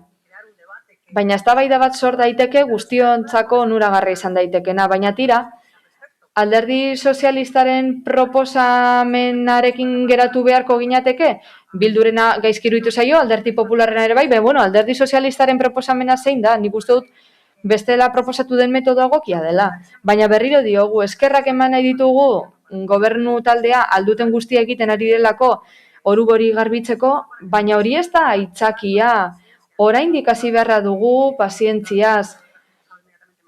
Ez ditugu emaitzak bihar bertan ikusi behar, baina bai, hitz egin behar dugu sektorekin, eragileekin, parte hartze prozesu bat egiteko eta ikusteko zer egin behar dezakegun orub horrekin, eskerrik asko. Eskerrik asko, Díaz Anderea. Sí, nos ha quedado claro que la propuesta del Elkarrekin Podemos es la calma. Argi geratu zaigu Elkarrekin Podemos pazientziaren parte hartze prozesuaren aldekoa dela, EH Bildu Alderdi Popularrarekin bat dator, diru publiko aurreratzea itzuliko diguten bermea izan gabe, edo hirugarren edo enpresa baten ardura kontutan izan gabe kutsatuta utzi duelako orubea, eta Alderdi Sozialistak ahal izan duen guztia egin duela dio, baina uste dugu bai, badela administrazioarekiko auzi errekurtso aurkezteko garaia. Eskerrik asko, Díaz Anderea, Andrade jauna.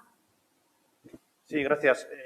Pues mira, podéis seguir mandando... Eskerrik asko, jarrai dezakezue gutuna, burofaxa gutuntxoak imeia nahi duzuena bidaltzen, baina konstruktora hoie bilduma egiten egongo dira da parre eta barre zuek egindakoaren arira. Kontraturik izan gabe udalarekin zerbitzua ematea eta gainera fakturak plenotik ordaindu? Ziurrenik gutuntxo hoiek pintxoan egongo dira, abokatuak esan bezala pintxoa da, lehen, antzina, paper erroioak ez zeudenean, jartzen ziren paperak, ez da, periodikotik edo hartzen ziren, eta pintxo bertan jartzen ziren kolokatuta. Hor izango dituzte udalaren gutunak.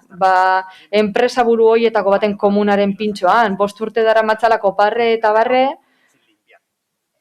lurzorua garbitu gabe. Eta gero subsidiarioki esku hartu beharko dugu. Amaigabeak izan dira 5 urte hauek. Hasi izan bagina bere garaian, baina bukatuta izango genuke. Eta hausnarketa txiki bat baino ez, parte hartze prozesuen inguruan, hemen asko aipatzen direlako. Proposatu daurlako prozesu bat, baina benetan uste duzue parte hartze prozesu bat antola dezakela udalonek? Ikusi dugu udalonek antolatzen dituen parte hartze prozesua bat antolatu den gutxi nolakoa diren. Errekontu parte hartzaile guztietan edo prozesu parte hartzaile guztietan eskatzen den lehenengo gauza izan da gure edukiontzietan pedala jartzea eta udalak ez du bat ere kasurik egin. Eta oposizioko eskarekin gauza bera egiten du osoko bilkuretan, baina aurrekontu parte hartzaileak ere hor daude, esate baterako pasaden urtean, 600.000 euro bideratu nahi ziren estaziorako, ez dakiz zer, eta herritarrek eskatutako nora, kajoira edo pintxora. Estalkia jartzekoa ginen aurrentzako parkeetan, prozesu parte hartzaile baten bitartez, herritarrek eskatuta pintxora, hori ere bai. Txakurrentzako parkearekin ere bai, egingo zelakoan, ala pintxora, herritarren eskaerak. Oposizioari hori esan behar dio parte hartze prozesuen inguruan. Benetan uste duzue gobernu talde honek benetako parte hartze prozesua kasu egiten diela, herritarrek eskatutakoari? Eta hortxe dago pedalaren adibidea, eta pintxoan. Eskerrik asko. Eskerrik asko, Andrade jauna. Bai, González jauna, zeuria da txanda. Sí, brevemente. Bai, askar. Norena da ardura argi dago. Zuek ere dakizue. Hemen esan duzuelako. Eta lurzororen erabilerari dagokionez esan behar dizuet benetan garrantzitsua dela deskontaminazio maila eta lurzoruaren sailkapena. Jakiteko bertan zer egin behar den, eskerrik asko. Eskerrik asko, González jauna, eta besterik gabe bozketara pasatuko gara, mozioaren bozketara. Mozioaren aldeko bozkak, EH Bildu eta Elkarrekin Podemosekoak, kontrakoak, PSE Euskadiko Ezkerra eta Eusko Alderdi Jeltzalea, eta abstentzioak Partido Popularra. Honekin, 24. puntura pasatuko ginateke, EH Bildu Alderdiko Udaltaldeak aurkeztutako mozio batera, osoko bilkuran informazio batzorde eta artekaritza batzordeetan irakurtzen diren herritarren eskakizunei garrantzia ematea. Zeinek, bai, Bildosola jauna, zeurea da hitza. Eskerrik asko. Demokrazia kontzeptuak herriari eta hortaz herritarrei egiten die erreferentzia. Sistema demokratikoan alderdi politikoa daude erakundetan herritarren ordezkari izan daitezen, baina ez ezagun ahaztu herritarren borondatez gaudela udalean. Alderdi politikoak daukagun ardura handia da. Herritarrei errespetua eta gardentasuna zor diegu eta ahalik eta parte hartze espazio gehien eskaini barko genituzke. Parte hartzea ez dadin mugatu 4 urterik behin ospatzen diren hauteskundetara. Gaur egun, jakina da herritarrek erakundeekiko daukaten atxikimendu falta. Geure buruari galdetu barko genioki zergaitik gertatzen den hau. Baina hala ere, badago herritarren artean parte hartzeko pausua ematen duenik ere, eta pertsona hauen ahotsak lehentasunez entzun beharko genituzke.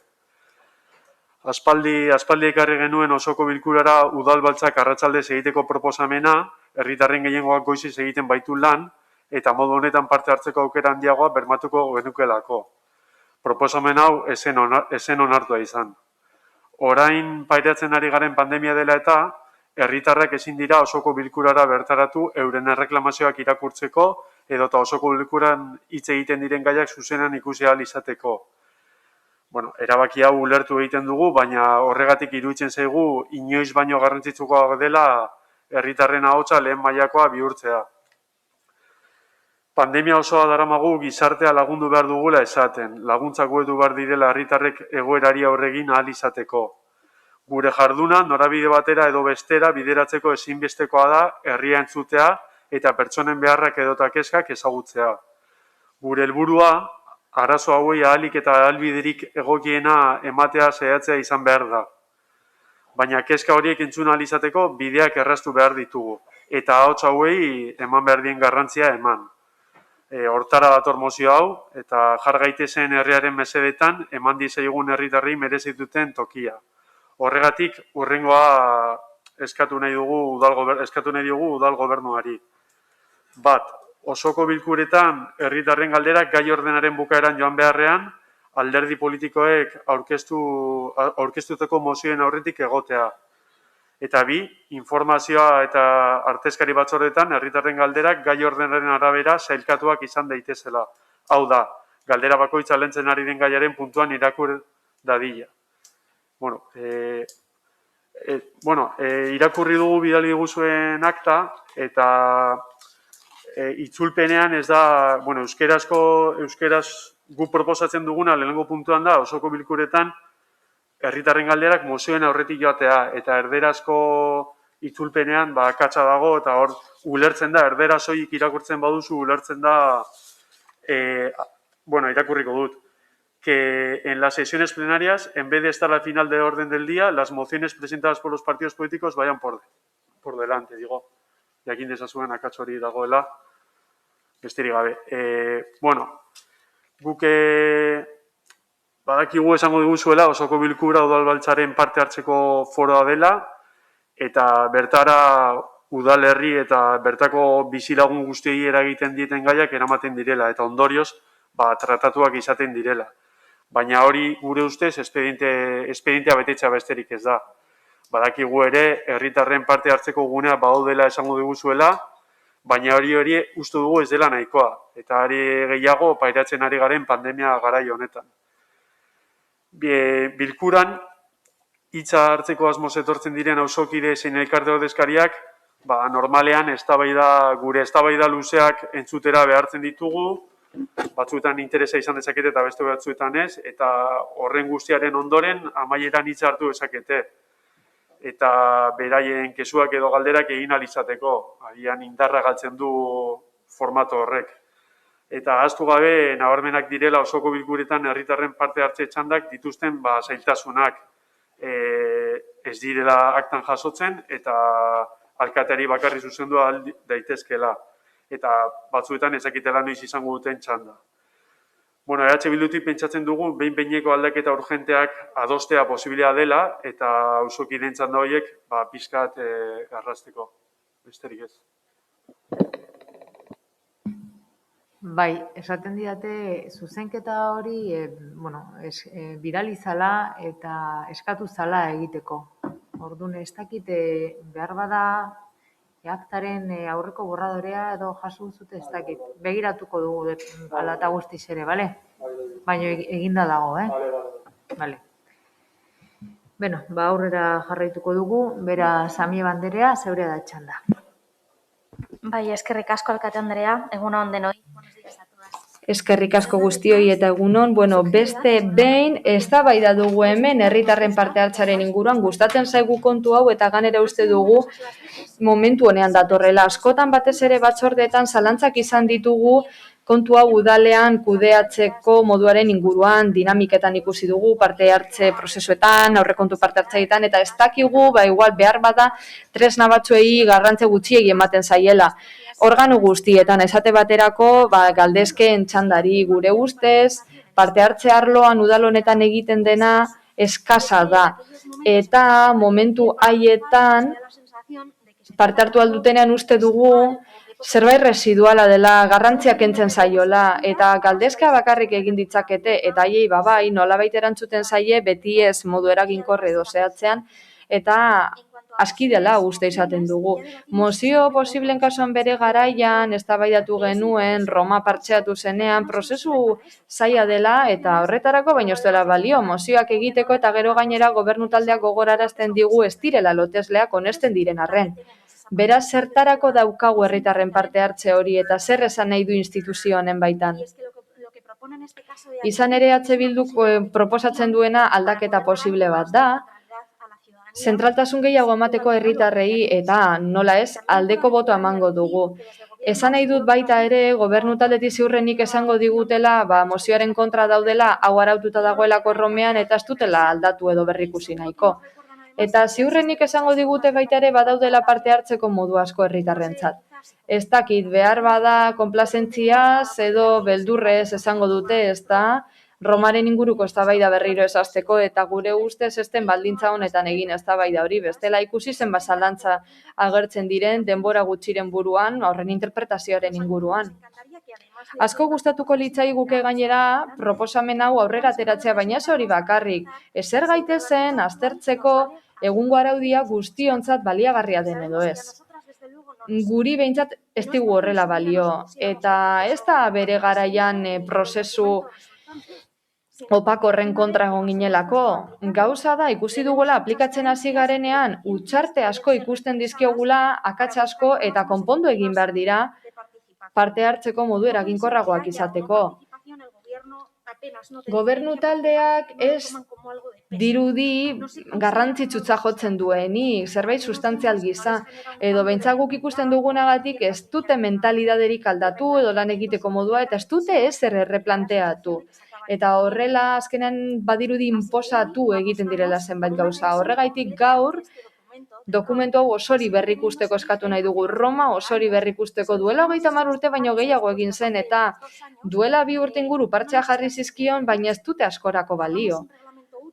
Egin dezagun araudi baliagarri bat, egungo egoera kontutan hartzen duena, parte hartzeko moduri buelta ematen diona eta horrela jendea entzutea baliagarria izango da eta ez bete behar bat.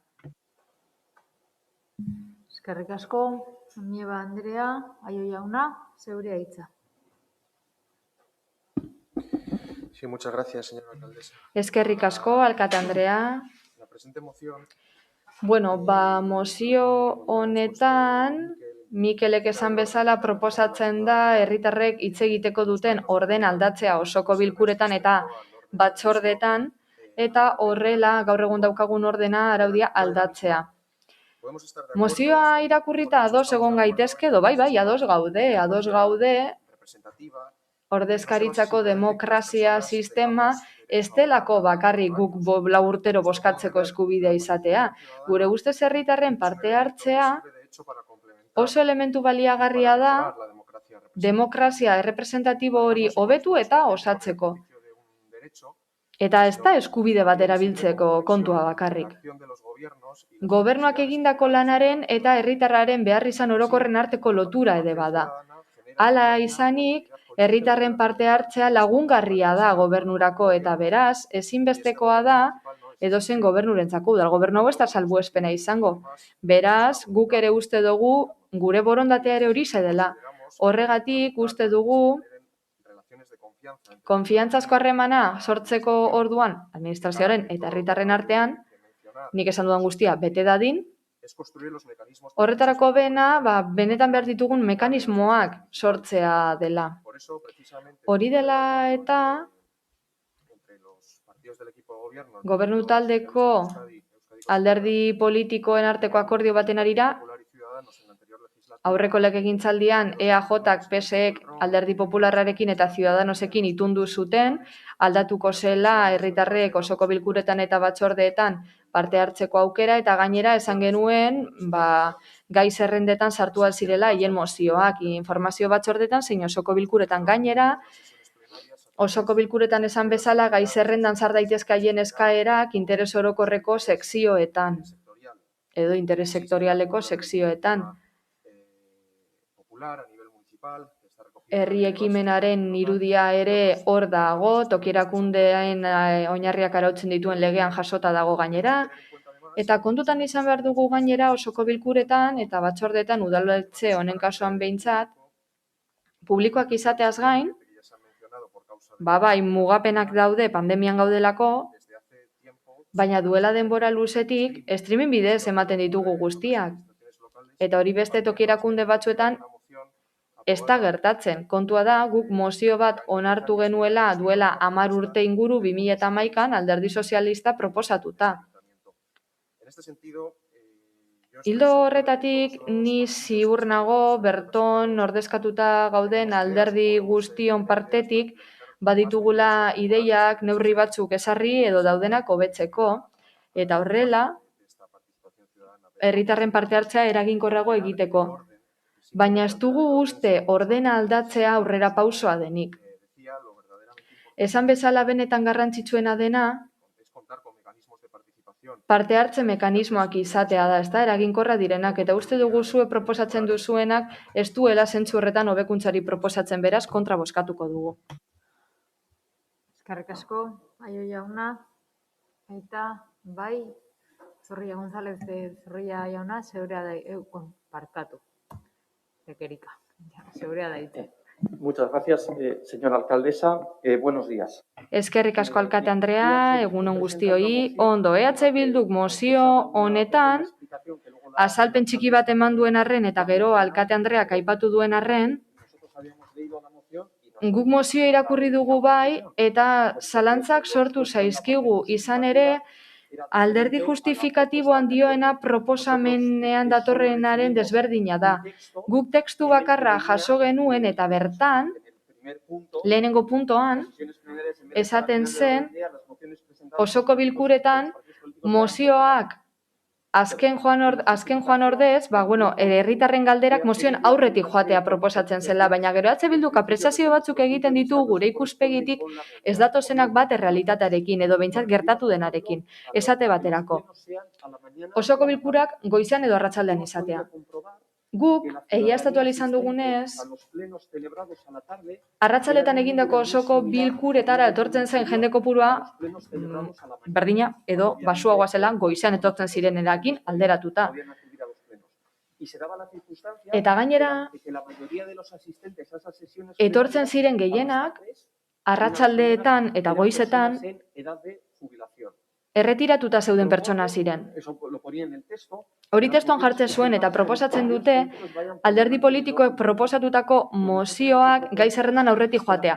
Gu proposatzen duguna da alderdi politikoek aurkeztutako mozioak eta onetsitako mozioak udal gobernuak betetzea, egikaritzea. Izan ere, alderdi politikoek aurkeztu dituzten eta gero osoko bilkuraren gehiengoak onartu dituen, et baina gobernu taldeak egikaritu ez dituen mozioak aurkeztu behar baditugu, edo aipatu behar baditugu, ez genuke inoiz bukatuko. Ez guk, ez gainerako taldeek. Ulertzen dugu da bat etor gaitezke jarrera kritiko edo planteamendu kritiko horrekin, EH Bildurenarekin, esaten baitute, gobernu taldeak ez duela neurririk hartu herritarren parte hartzea bultzatzeko. Horren adibide gisa, eta hau aipatu du Andrade jaunak,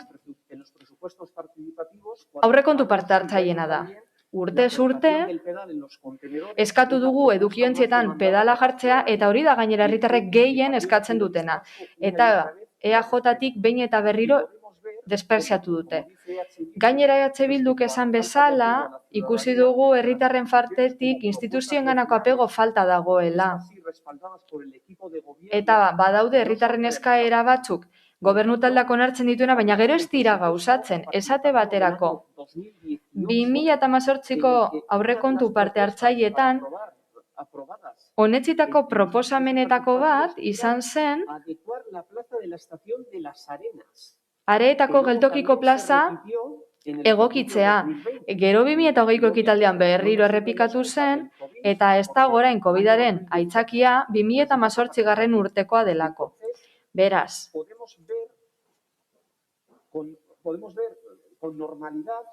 normaltasunez ikus dezakegu, desapego modukoa dagoela herritarren partetik.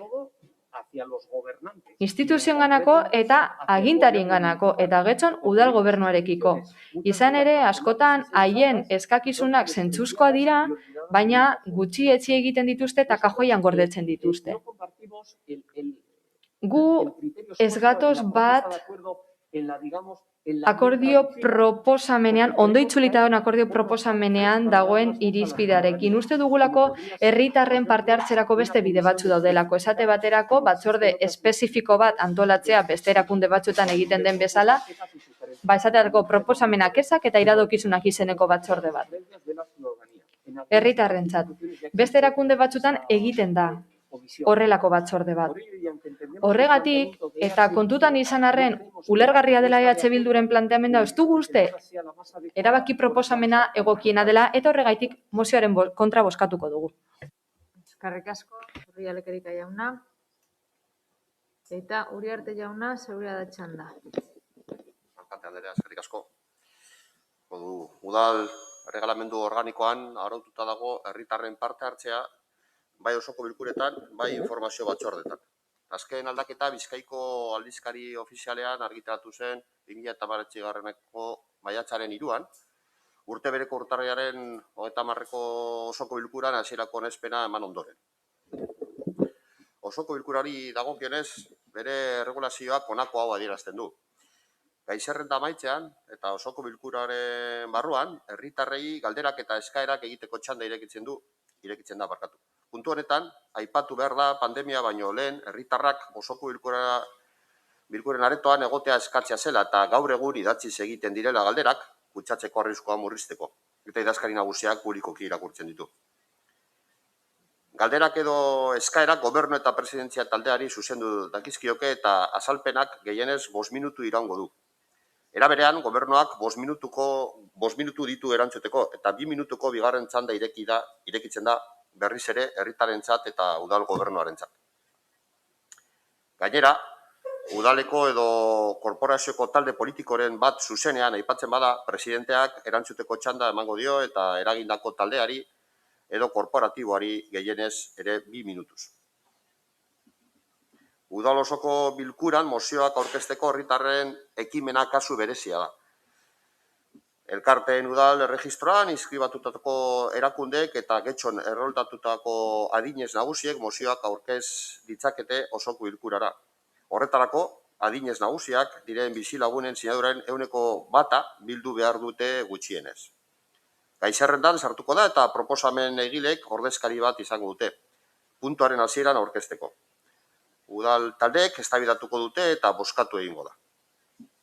Informazio batzordei dagokinez, herritarek ere parte hartzeko bideak dituzte, honela egin ahal izango dute. Interesduna dela egiaztatzen duten gai zerrendako puntuetan, eta galdezkeen txandan, gai zerrendaren amaieran gehienez 5 minutuko esku hartzearekin. Egia esan parte hartzeko planteamendu hori ondo ari da funtzionatzen, eta ez du aldatzeko beharrik ikusten. Dena den, horrez gain, eta araututa ez dagoena, baina betidanik egin den parte hartzeko bidea, alkatarekin edo zinegotxekin batzartzeko edo zuzenean hitz egiteko aukera beti dago. Eta egia esan, oso maiz erabiltzen da komunikatzeko era hori. Bai gobernuko zinegotxekin, bai oposizioko zinegotxekin. Eskerrik asko. Eskerrik asko, Uriarte jauna. Eta bigarren txanda hartuko duzute? Bildosola jauna, zeurea txanda. 3 minutu. Bueno, ez dakit nondik hasi jaso ditudan erantzun guztietatik erantzuteko. Hasiko nintzateke, PP-tik jaso ditugunak, puntu askotan arrazoi dauka, berak planteatutiko gauzaetan eta egin duen kritikan udal gobernuarekiko, arrazoi dauka, baina gero ere bai PNV-tik eta bai PS-tik jaso ditugun erantzun antzekoa egin digu. Hau da, ni duela gutxitik nago hemen eta duela gutxitik kaletik ona etorri naiz eta zinegotzi berria naiz, eta ikusten dut, oraindik konturatuak ez garela, beste uste dugula herrikiko, ematen ditugun aukerak uste ditugun nahikoak direla. Roma irakurri dut, eta hau egin baino lehenago irakurri nuen Roma, eta argi eta garbi jartzen zituen mekanismo batzuk parte hartzeko, esan daiteke nahikoak direla, baina ikusita herriak gurekiko daukon erlazioa, denekiko daukon erlazioa, ikusita daukon erlazioa, argi eta garbi geratzen da nahiko urrun gaudela herriarekin ondo komunikatzeko mekanismoekin edo. Zer esan nahi dut honekin, ez dago asko esateko, ikusi dute kontra ingo duzutela denok, eta benetan pena ematen dit, usten dut urruntzen gaituelako herritik, eta honekin baneukan apuntatuta denok gogoeta egin dezagun, eta pairatzen ari garen egoera gogorra da, eta egoera honek ikasteko aukera ematen digu akatsetatik isilik egoten, gehiago entzuten, aukeratzen, denbora aprobetxatzen, gauzak egiten, ikasten horregatik, ikasten liburuetatik, agurengatik, beste kulturetatik ikasten. Eta hori da hemen guk denok egin behar duguna, ikasi, eta hori da nire erantzuna. Eskerrik asko, Bildosola jauna. Amiba Anderea. Bai, eskerrik asko. Bueno, no, yo les recomendaría al equipo de gobierno. Gomendatuko nioke gobernu taldeari arro ez egotea, esaten da gehiengoz onartu zela araudia, ala talde batzuk ez daude hemen benetan esateko ala izan zen, eta oraindik berrikusi behar da dokumentu hori, romori, ala ez da nahikoa dokumentuak egitearekin, bizirik daudela esaten da, baina gero ez da erakusten asmoa dagoenik horiek berrikusteko, Roma dela bestelako antzeko dokumentuak direla. Hala, ezin dugu pentsatu, jendeak badakiela nola arautzen den araudia, oso kaotikoa delako udal webgunea, eta hori pentsatzeak oso argi uzten du urrun gaudela, EH Bilduk esan bezala oso urrun gaudela herritarrekiko, hori da urruntzearen lehenengo adibidea, erakunde honen eta herritarren artean oso urrun gaude, hau da jendeak ez daki zer den araudia, noizkoa den, eta ez dakiten non aurkitu alduten eta zergatik irakurri behar duten hain dokumentu gogorra, ezta? Hala, gobernu taldetik parte hartzea hobetu nahi badute, gomendatuko genieke iragazkirik ez aplikatzea interes politikoarekin. Hala, gustatuko litzaiguke herritarren proposamena garbi aurkeztea eta ez erabiltzea bakarrik zuen hauteskunde programarekin bat datozenak. Hala, parte hartzea ez da zuek nahi duzuena eta alderdi popularrarekin ados gaude, bai, hala jendeak etengabe eskatzen badu pedala, ados ez bagaude ere, herritarren proposamena da. Eta ez hori bakarrik, badaukagu ajedrez plaza, mitikoa dena gure udalerrian, ez dakigu zergatik ez den hori kudeatzen, eta badaude beste proposamen bidean geratu direnak, horregatik iragazkiak aplikatzen direlako eta hori ez genukelako egin beharko, mila esker. Eskerrik asko, Amiba Anderea, jauna ez. Rialekerik ez. Uriarte jauna, bai? Bai, egiteko bakarrik. Bueno, EH Bilduk ikusten duenez, herritarrekin komunikatzeko eran, gure ustez ez da konpontzen eginiko proposamenarekin. Hor, aldaketa bat proposatzen da, baina aurre ikusten duzuenez, ez da konpontzen proposamen horrekin. Zuzenagoak izateko hori bakoitzaren izaeran dago, bakoitzaren aktitudean, eta gomendio bat egin guruke. Ez hori ikusita, eta guk eukitako eskarmentua, niretzat 6-7 urte izango dira hemen, eta entzutakoarekin, honena izango da, ez hitz egitea bakarrik zuen inguruko jendearekin, baizik eta herritar guztioekin, naiz eta ezberdin pentsatu, eta orduan hor bai ikasten dela. Ikuspuntu ezberdina direnean bai ikasten dela. Herritar askok ez du gure guk pentsatzen dugu modua pentsatzen, ikuspuntu ezberdina daukate, eta zuzenean hitz egiten denean beraiekin askoz gehiago ikasten da. Romean egiten baldin badugu eginiko proposamena, egia esan, eta ziren esan duan moduan, zuek ikusten duzuan ez hori ez da konpontzen hilarez. Beste bide bada, baina ez da zuzenagoa izaten. Eskerrik asko, Uriarte jauna, bozketara pasatuko ginateke beraz. Mozioaren aldeko bozkak, EH Bildu eta Elkarrekin Podemosekoak. Kontrakoak, Partido Popularra, PSE Euskadiko Ezkerra eta EAJ PNV-koak. Honekin batera 25. puntura pasatuko ginateke. EH Bildu alderdiko udal taldeak aurkeztutako mozioan herri ondarearen babesa eskatzea. Zeinek hartzen du hitza, Guijarrubi Anderea, zeurea da hitza.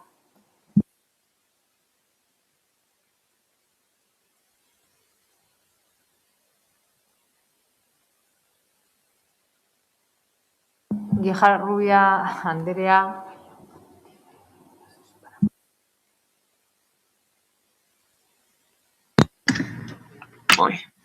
Orain? Bai.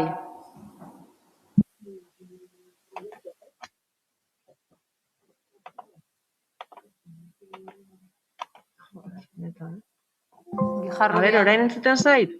Orain bai. A ber, hasi. Bale, orain bai. Bale, ez nizuen nik entzuten zuei horregaitik ez nahi zazi. Getxo badaukagu hainbat eta hainbat eraikin etxe berezi, izinuko zareten bezez.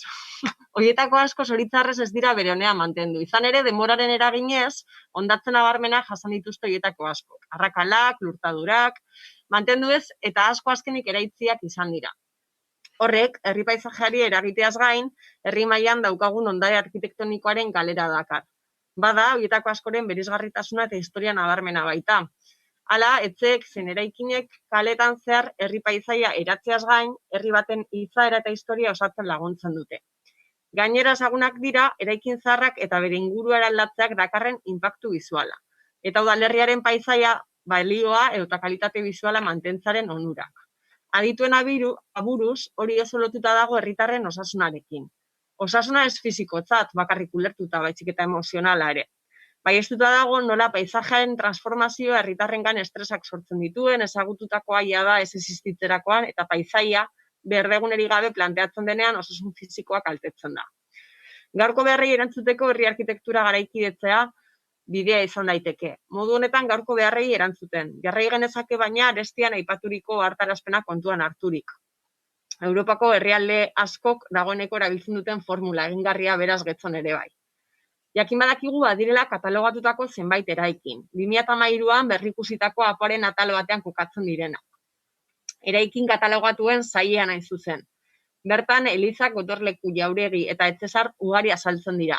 Bertan guztira 161 eraikin katalogatu topa ditzakegu. Horietatik 12 eraikin babes berezia dute, 41 ertaineko maila eta 108 oinarrizko babesa dute. Jakina da 2001an idatzitako apoak ez diela getzoko beharrei behar bezala erantzuten, etxe katalogatuen kasuan esan dezakegu Otsandiko eraikinei arreta jartzen diela. Gure herria zein auzoak emblematiko egiten dituzten bestelako eraikin eta etxei kasu egin barik. Arkitektonikoki xumeagoak izan daitezkenak, baina gure herriaren adierazgarri ere direnak. Bada, errealitatea da azken urteetan gure herriko hainbat etxe bereizgarri abandonatuak izan direla, ondoren eraitziak izateko. Hoien ordez, bestelako eraikuntzak egiteko hien artean batzuk jada bide hori egin dute. Hernani Etxea, Regunagako Jaitxiera, beste batzuk bidean daude. Benantzio neobasko estiloko etxea, San Martin parkeko udal eraikina. Esan bezala gertatu diren eta gertatu daitezken eraizte horiek aberastasun arkitektonikoaren galera dakarte. Gure historia eta izaeren arrastuen desagerpena, inpaktu bizual nabarmena, herritarren osasunean kaltea. Horren aurrean ezinbestekoa deritzogu gure herri eta auzoetako eraikin eta etxe bereizgarrien azterketa egiteari. Horien babeserako planifikazioa erdieste bidea. Hala, Getzoko osoko bilkurak honako akordio proposamenarekin bat egiten du. Getzoko eraikin eta etxe emblematikoen azterketa egingo da, herri honetako balio arkitektonikoa gordetzeko asmoz, eta ere gehiago ondare kultural eta historikoari balio emateko asmoz. Eredu arkitektonikotik harago herritarren sentimenduak eta memoria kontuan hartuz. Bigarren, ondoren udalak etxe horiek zaintzeko eta mantentzeko plangintza arautuko du beraien zainketarako bete beharrak ezarriz. Alde batetik saltzeko baldintzak ezarriz eta beste alde batetik zainketarako diru laguntzak antolatuz. Hirugarrena, auzoko udalak etxe desberdin horiek erosteko plangintza arautuko du, bertan udal zerbitzu batzuk esartzeko eta auzo desberdinei bizia emateko. Bueno, dakizuenez, dagoeneko aurkeztu dugune mozioa da, berriz ere ekartzen duguna, eta berriz ekartzen dugu, gure ondarea, aurretik ere aipatu dugun bezala, gure herriko ondarea, zinez kezkatzen gaituelako. Nos preocupa el mantenimiento. Benetan kezkatzen gaitu mantentze lanak edo ondarearen mantentzerik ezak.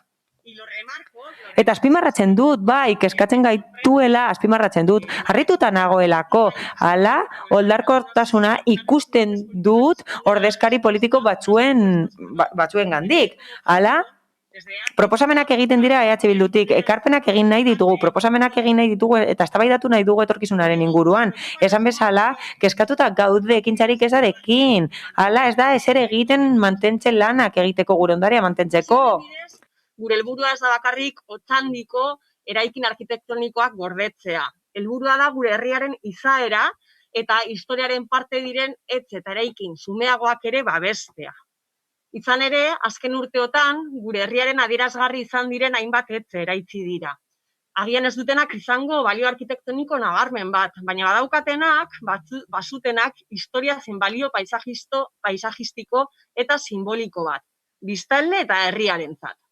Azken finean, gure herriko kaleak, paisaiak eta izaera ere osatzen dutenak, eta uste dugu hori ere zaindu behar dela. Gure herri paisaia eraldatzeak ez du ezan behar hainbat eraikin eta etxe esanguratsuak eraitzi behar direnik, edo ez luke hori izan beharko behintzat. Mozioan bertan azaltzen dugun bezala, inpaktu bizuala herri paisajearen ondatzea dakar hainbat etxe babesgabe usteak eta horiek eraizteak. Aldi berean horien gaineko babesa bermatuz gero, etxe horiek eraldatuko ahalko lirateke, beti ere ordurarteko estetika gordez, adibidez. Adibidez umea da, orain eman dudana, baina modua litzateke gure herriko paisai arkitektonikoa, paisajistikoa gordetzeko. Gure herriari balio historiko bat eman dioten eraikinak ere bere horretan mantentzeko. Indarrean dagoen APOaren txostenean, 6. kapituluan udal zaintzapean dauden eraikinen erregimena saltzen da. Horre, atal honetan udal babesa daukaten eraikintzat onartzen dira balio arkitektoniko esanguratsuak ez izan arren, ez da bere finkapenaren jatorri administrazio udal gaindiagaren aldetik aitortu ez arren, alderdi tipologiko eta ingurumenetik udalerrian eraikitako ondaretza eraikinen parte. Bai aldiz, udalerriaren aldetik babes erregimen bat merezu dute, balore funtzio historiko-kultural ingurumenekoak edo simbolikoen ikuspegitik daukaten eraikinak. Bai hori azaltzen da, baina gero praktikan zer da gertatzen dena gure herrian. Ez badira Otsandiko eraikinak, ez badira estatus altua daukaten eraikinak, zuzenean horren gainetik pasatzen da eta eraitzi egiten dira. Zaintzanen baitan dauden eraikinen berrikuspena bat egitea beharrezkoa da eta ondare interesgarri gizain bat eraikin eta etxe izendatu. Uste dugu ezinbestekoa dela katalogo berritu bat, esan bezala aurretik, gure herriaren balio paisajistiko eta historikoa gordeko duena. Modu honetan gaurrengo beharrei erantzungo dion arkitektura bat garatu genezake, baina herri arkitektura baztertu gabe. Aurretik esan bezala uste dugu hori ere zaindu behar dela, gure herri paisaia eraldatzeak ez duelako esan behar hori, etxe esanguratsuak eraitzi behar direnik. Horrez gainera zinbestekoa da, eraikine zaintzen errekirimenduak egitea, eta horretan udalak zeregina dauka. Eraikinak ez daitezen ondatu, jabek eskubideak izateaz gain, egin beharrak ere bai duztelako, eta horiek ere betetzen direla bermatu behar dugu. Baita egin behar horietan erraztasunak ematea ere, laguntzak ematea, diru laguntzak edo eta bestelakoak babestuta egon beharko lirateken etxe horiek, edo behintzat babestuta egotea proposatzen dugun etxe horiek mantentzeko. Egon daitezken aukeren artean, garrantzitsu iruditzen zaigu ere aurreikustea zenbait kasutan udalak zenbait etxerekin bereganatzeko aukera izan dezakeen, hau da aukera bat. Agian ez da oraintzu egin beharrekoa, baina uste dugu ere udal ondarearen parte izateak ekar zezakela, edo behintzat ekarri beharko lukela, gordetzea edo mantentzea. Zoritxarrez, kasu batzuetan ez dugu horrela ikusten. adibidez San Martin eraikinaren mantentzeak, aurreko udalbatzan ere ekarri genuena. Bukatzeko, uste dugu kataloga berriztu beharra dagoela, premiazkotasunez, ikusirik apoa berrikusteko prozesua gustatuko litzeguken, baino askoz ere motelagoa dela, kontuan harturik, izan ere hori gertatu bitartean etzak eta etzak eraisten ari dira, gaurko udalbatzara zehazki bi etxentasun azterketa ekarri dituzue, haiek eraisteko asmoz. Uste dugu gainera apo berri horretan kataloga osatzeko aipatu ezaugarriak kontuan hartu beharko liratekeela, eta herriko paisaia esanguratsuena gorde beharko litzatekela, edo bentsat helburu izan beharko litzatekela hori. Eskerrik asko. Rubia Anderea. Bai, Ameba Anderea. Bai, eskerrik asko, alkate Andrea. Bueno, en la pasada comisión... Aurreko lurralde batzordean, gure taldetik galdetu genuen, nola aztertzen ari den udal ondarea. Hala, hori aipatu zen urtarrileko osoko bilkuran. Eta bakarrik aipatu zuten inventarioa, ondare inventarioa, urtero egiten dena, eta apur bat gehiago, baino ez. Hala, Elkarrekin Podemosetik itxaropena geneukan. Hala, pentsatzen genuen sakonago aztertzen ari zirela, eta getxoko ondarea aztertzen ari zirela, eta egungo premiak aztertzen ari zirela. Ibilbide bat sortzeko, kontserbatzeko eta mantentzeko, eta modu handizalean, baina ematen du bakarrik aztertzen ari direla ditugun higiezinak horiek erabiltzen diren eta nortzuek erabiltzen dituzten, titulartasunak, arrendamenduekin bateratzea eta akordioak egitea jabetza pribatua dutenekin eremu publikoetan, batzordean esandakoaren arabera, eta horregatik babesa eta mantentze lana bigarren maila batean daudela ikus dezakegu. Hala, uste dugu udalbatza honetan kontzeptu desberdinak daudela ondarearen inguruan. Gobernu taldearentzat hori da. Ondareak esan nahi du higiezinak erregularizatu behar direla eta konponketa batzuk egin behar direla noizean behin, besterik gabe. Oposiziotik ideia desberdinak ditugu eta defentsak harago doaz, planteamendu horretatik harago. Gure kasuan, uste dugu ondareak historia ordezten duela, iraganaren isla dela eta hori errespetatu behar dela. Zuhurtzia handiagoz eta ez direla eraikinak horrela eraitzi behar. Esan nahia kontuan hartu gabe. Hala, badaude kasu esanguratsuak. Hala, aurrekontuen eztabaidan batzuk proposatu ziren, ezta? Proposamen desberdinak egin ziren abandonatuta dauden eraikinei dagokienez, erabiltzen ez direlako eta oraindik ez dagoelako proiekturik horiek mantentzeko edo erreformatzeko. Hala, badaukagu San Martin eraikina, Poligono Gorria, Bolueko eseguneko gela, eta algortako gasolindegia edo Romoko nagusien etxea, besteak beste. Mantentzen dute, espazio hori erabiltzen dutenek aldarrikatzen dutelako etengabe. Zuek bestela agian ez zenukete kasurik egingo, ezta? Ez zaizuelako interesatzen edo nahiago duzuelako eraistea. Ez dakigu, baina badakigu ondareak interesik ez badu edo zuentzat babestuta ez badago, eraisten da eta proiektu handi bat egiten da urrengo hauteskundeetan irabazteko, besterik gabe, eta espero dugu gauza bera ez egitea abandonatuta dauden eraikinekin, izan ere horiek mantentzeko eskatzen dugu eta proiektuak egiteko eskatzen dugu. Hala, bukatzera noa, eta horregatik gustatuko litzaidake esatea kontua dela lehentasuna. Hau da, zer lehenetsi nahi den eta borondate politikoa dagoen. Hori da koska, hor dago koska, eta konturatuko zineten bezala, ez gaude ados gobernu taldeak hartutako bidearekin. Horregatik, proposamenaren alde bozkatuko dugu eta espero dugu urratsak ematea aurrerantzean gure ondarea babeste aldera. Mila esker. Eskerrik asko, Anieba Anderea, Aio jauna.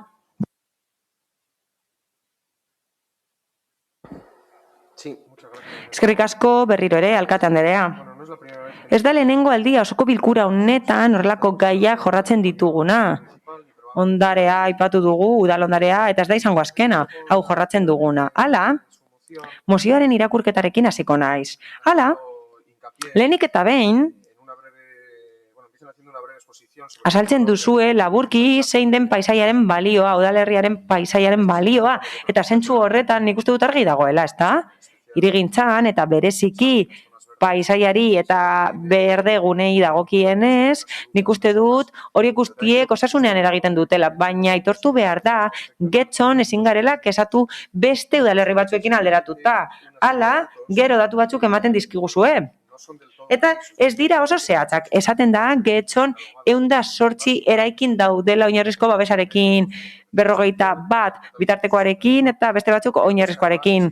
Orotara, 171, baina badaude beste batzuk iaia 200 bestelako babes maila dutenak, baina babesa dutenak. Eta udalaraudiak hori esartzen du, eta hori da udalzaintzak esartzen duena. Beraz, esan dezakegu, eraikin horiek 350 baino gehiago direla. Horiek dira udal titulartasunekoak eta titulartasun pribatukoak eta nolabaiteko babesa dute elementu desberdinak dituztelako eta elementu horiengatik babes berezia behar dutelako, besterik gabe. Argi dago, zerrenda honetan 350 eraikin baino gehiago daudela eta babes maila desberdinak dituztela. 2013an egin zen zerrenda eta noski, eguneratu behar da zerrenda. Hala, uste dugu hori egin behar dela apo berriaren eremuan eta esparruan. Eta zentzu horretan, oraindik lan asko dago egiteke, bide luzea daukagu egiteke, baina esan dezakegu, badagoela azterlan bat, babestutako eraikinei dagokienez hori da aipatu berri dudana. Eta gainera behartuta gaude hori Euskal Autonomia Erkidegoaren araudiarekin kudeatzera. Baina eguneratu behar da, bai. Hala ere, nabarmendu beharra dago lan egiten ari dela gobernu taldetik apurka udal ondarea birgaitzeko. Horren adibidea zera da. Adibidez, birgaitu eginda txokera etxeen estalkia portu zaharrean eta kontuan hartu behar da birgaitzearen plangintza ez dela atasa simplea, nahiko konplexua baita.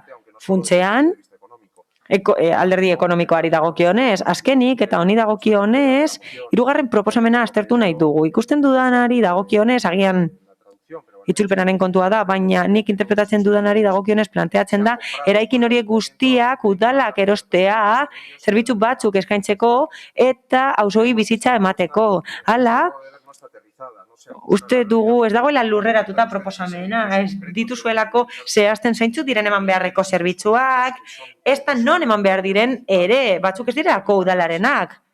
Ez da gehiagi zehazten. Hala, kontuan hartuta zein den merkatuaren kostua, eraikin batena, alegia, uste dugu ez dela arduratsua administrazioaren ikuspegitik eta funts publikoen kudeaketaren ikuspegitik, horiek erostea, baldin eta ez badugu eztabaidatu zeintzuk erosi behar diren, zeintzuk diren horiei eman beharreko erabilerak eta bar luze bat. Hala, azaldutakoagatik eta azkenean aipatutakoagatik aurka bozkatuko dugu. Eskerrik asko, jauna.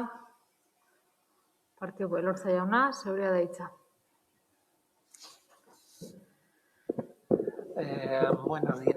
Egunon guztioi eta eskerrik asko alkate Andrea.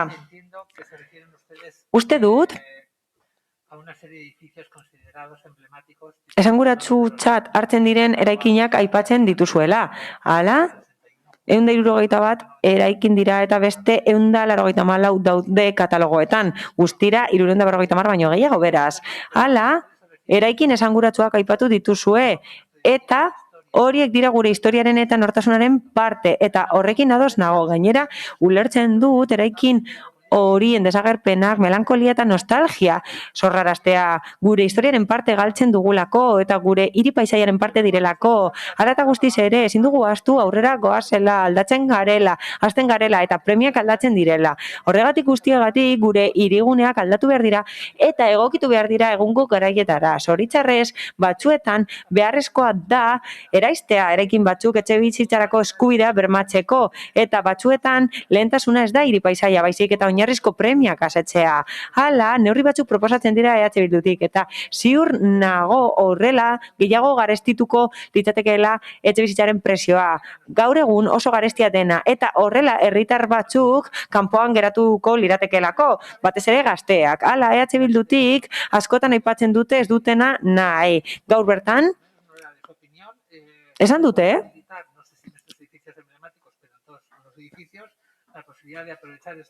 eraikin guztietan espazioak baliatu ez dituztela nahi, ez dituztela baliatu nahi, zaie gustatzen guk emandako aukera, baina bai ados gaude gauza batekin. Gure helburua da etxe bizitzarako eskubidea bermatzea biztanleei. Hala, presio normala duen etxe bizitzarako sarbidea. Hala, ez duzue azaldu nola bermatu nahi duzuen eskubide hori ez badugu egungo egoera aldatzen.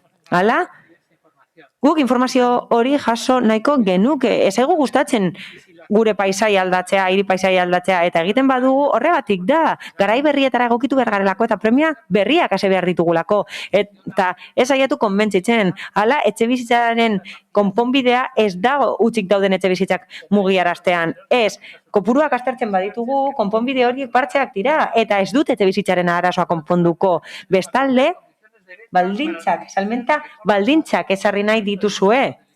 Zerrenda horretako eraikinak erosteko. Eta gainera, zerrenda hori ez dakigu nola egin den. Edo nortzuek egingo lukete. Besterik gabe, gogorarazi nahi dizuet, gustatzen ez zaizuen arren, etxebizitza pribaturako eskubidea konstituzioan tasutzen dela. Eta oso garrantzitsua dela hori bermatzea, eta udalaren eskumena ez dela aipatutako hori. Hala? Salmenta baldintzak sarriz gero eta sartzeaz gain diru laguntzak proposatzen dituzue. Pentsatu duzuen zer nolako arbitrarietate egoerak sortuko lituzkete horiek? Besterik gabe, azkenik, eraikinak erostea proposatzen duzue, udalak erostea proposatzen duzue, eta ez dakigu nola aukeratuko lirateke eraikin horiek. Udal eraikin gehiago, hori izango litzateke ondorioa. Pentsatzen duzue gutxi ditugula? Horitako asko abandonatuta daude, birpasatuko ditugu. Laburra. Ala, San Martin kaleko eraikina, Usategi kafetegia, Galeako gotorlekua, Venturillena, Poligono gorria, Malakate, Algortako gasolindegia eta bar luze bat. Eta ziurazki, gutxi ezerrotako errota gehitu halko dugu. Hala, ez duzue pentsatzen benetan asko ditugula eta abandonatuta daudela eta ez direla konponduko, epe laburrera, benetan esan beharra dago, gaur egun, guri dagokiguna dela gobernu taldeari eskatzea, benetan abandonuaren mapa desagertzea. Hala, horretarako ideiak eta proposamenak egin behar ditugu hori egikaritzeko. Zuek esaten duzuen bezala, gure udalerriaren identitatean eragina dauka desagerpen horrek. Hori egia da, baina horrez gain egia da, irudi oso txarra ematen dugula aurri honekin, horregatik guztiagatik, aurka bozkatuko dugu. Eskerrik asko, Elorza jauna. González jauna. Bueno, sí, para empezar, quería... Tira, hasteko pizka bat berrikusi nenituen etxe bilduren zifrak izan ere, udalerrian babestuta ditugun eraikinak gehiago dira, 161 baino gehiago. Momentu honetan kontutan izan gabe, area bakan duen araudia, hau da hainbat eraikinek osatutako eremuak, eta Aldezarreko monumentu taldea, 362 higiezin babestu, 171 erregimen berezian, 189 tarteko araubidean, eta gainerakoak babeseko araubidean.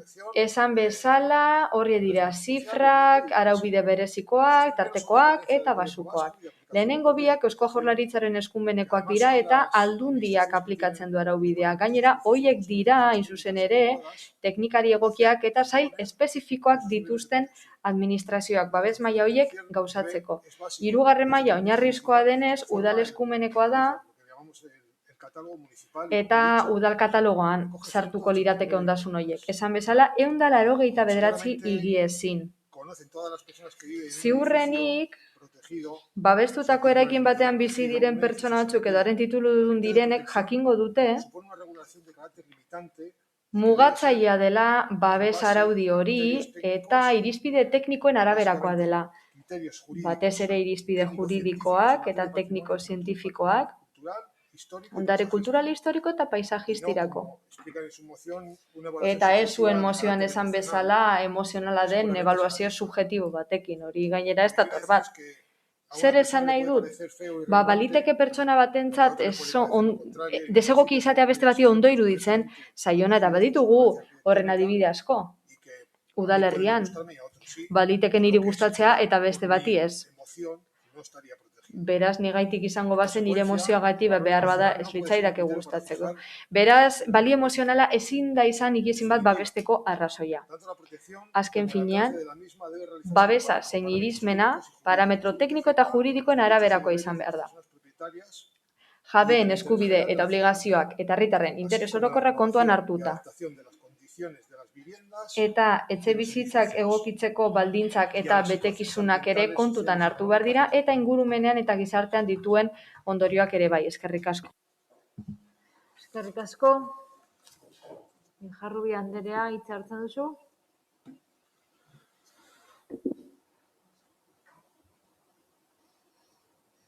Bai. Vale. Bueno, lehenik eta behin, datuen ingurua zentratu da eztabaida nagusiki, esatea bertan azaltzen diren datuak web orrialde ofizialetik jaso ditugun datuak dira. Halan dabe ez naiz horretan zentratuko. Helburua edo mozioaren helburua ez da sartzea zenbat etxe babestuta dauden eta zenbat ez. Mozioaren helburua da azalaraztea nolabait balio arkitektonikotik harago badaudela etxe batzuk gure herriko paisajea hamarkadetan zehar sortu dutela eta horiek askotan babesgabe daudela. Esaten duzuenean que tiene una protección básica, oinarrizko babesa daukatela hainbat etxek, esan behar duguna da arautegi horrek edo arau horrek ez duela inondik inora bermatzen etxe horiek ez direla eraitziko. Ze oinarrizko babes horrek ez ditu babesten benetan. Orduan, eskatzen ditu hainbat prozedimendu, baina oraintxe bertan edo Arrigunagan eraitzi berri duten etxea oinarrizko babesa zeukan. Baina oinarrizko babesa izan arren eraitzia izan da. Hamarkadetako paisajea eta historia, memoria gorde izan duen etxe hori eraitzia izan da, naiz eta babez, oinarrizko babeza izan. Beraz, mozionen helburua da katalogo berri bat osatzea eta dagozkien edo etxe horiek babesteko, benetan babesteko araudia abiatzea, mekanismoak ezartzea. Hori da mozionen helburu nagusienak. Hainbat dira aipatu direnak, jakin badakigu daljabetzako beste hainbat ere badaudela, eta, kasu honetan esan dudan bezala, horiek guztien edo ez horiek bakarren babestea, baizik eta beste batzuenak ere da eskatzen duguna. Decirle al PP... Alderdi Popularrari zera esango diot. Pasatzen da bai, eraikinak eraisten ari dira, etxe bizitzak eraisten, eta ondorioz gazteen exodo bat gertatzen da. Gauza batek bestea dakar. Etxe bizitzak, edo beto esan da, gauza batek ez du besteak entzen. Eraikin berriak egin bai, baina jendea badoa, gazteak badoaz, beraz, ez dugu uste, gazteriak duen egiturazko arazori konponduko denik etxe zarrak botata, ondarea suntsituta, kultura ondarea zein ondare paisajistikoa, eta etxe berriak eginda. Bestalde, etxe bizitza plan bat daukagu eta pozik partekatuko genuke zurekin. Interneten ere aurkituko duzu gainera. Behar bada etxe bizitza plan hori ez da bat etorko zuek Alderdi Popularretik martxan jarri nahi dituzuen politiketin, etxe bizitza arazoa konpontzeko, baina tira badaukago etxe bizitza plan bat. Bi neurri baino gehiago dituena. Uste duguna da, joan zaiteze amaitzen, denbora agortuta daukazuta. Horretara noa. Besterik gabe, katalogo berri baten beharra agerikoa da, apo berri baten beharra agerikoa den bezala. Eta bitartean, egingo duguna izango da, askotan esan dugun bezala, norabiderik gabe jarraitu aurrera egiten, eta kaltedun edo kalte nagusienak, kalte hori jasoko dituzten nagusienak izango dira. Jarrubi Anderea, mesedez. Eskerrik asko. Amigo Anderea. Bai, eskerrik asko. Brevemente. Al final... Bai, labur, bat gatoz, kontuaren funtsarekin, eta gainera horrek garamatza galderoiek egitera. Zertarako babestuko dugu eraikin bat, ze azkenean badirudi berdin dela babestea edo babesakentzea, azkenean eraitziko bada. Alderdi Popularrak esan duenarekin bat gatoz, etxe bizitzarloan arazo larria dago getxon. baina uste dugu, baita ere EH Bildutik esan bezala, irtenbideak bilatzea ez dela gure ondarea babestearekin batera ezina, ez dugu getxoko guztia botako etxebizitza berriak egiteko eta gero gainera pribatuak izango dira eta beraz pertsona horiek guztiek ezin dituzte eskuratu eta kezkatzen gaituzte pertsona horiek. Guri zein zuei. Eta eztabaida hau hasierako onespenaren aurretik izango bagenu, hilabete barru onetsiko delako apoa, hori baino lehenago izango bagenu ondo legoke, bai, katalogo batekin behar dugu, baina ez dugu eztabaidarako apetarik. Ez da batzorde batera ekartzen, eta galdetzen aritzen gara behin eta berriro datengatik, baina badirudi gauza guzti honetatik kanpo uzten digutela, apo horretatik kanpo, eta horrek eskatzen gaitu. Beraz, lehen esan bezala, mozioaren aldeko bozka emango dugu, eta eskerrak eman edizkigu kontu hona ekartzearren. Aio jauna, ez, Elarza jauna. Bai, González jauna. Sí, yo solo quiero aclarar... Bai, ni gauza bakarra argitu nahi dut. Babes maila desberdinen kasuan, oinarrizkoa izan ezik, hoiek ez dira udal eskumenekoak. Eta beraz, araubide berezi bat edo tarteko bat ezartzea, hori arrazoitu behar da, behar bezala, azken finean mugatu egiten gaituelako jarduketak egiteko orduan, zein horiek eztabaidatzeko orduan, ez direlako gure eskumenekoak. Bozketara pasatuko gara beraz, mozioaren aldeko bozkak, EH Bildu eta Elkarrekin Podemosekoak, aurkakoak, kontrakoak, PP, PS Euskadiko Ezkerra eta Eusko Alderdi Jeltzalekoak ditugu. Eta orain urrengo moziora pasatu aurretik, eten alditxo bat egingo dugu, aireatzeko espazioa aurretik egin behar gendun, baina, venga, orain egingo dugu. Eskerrik asko. 10 minututxu.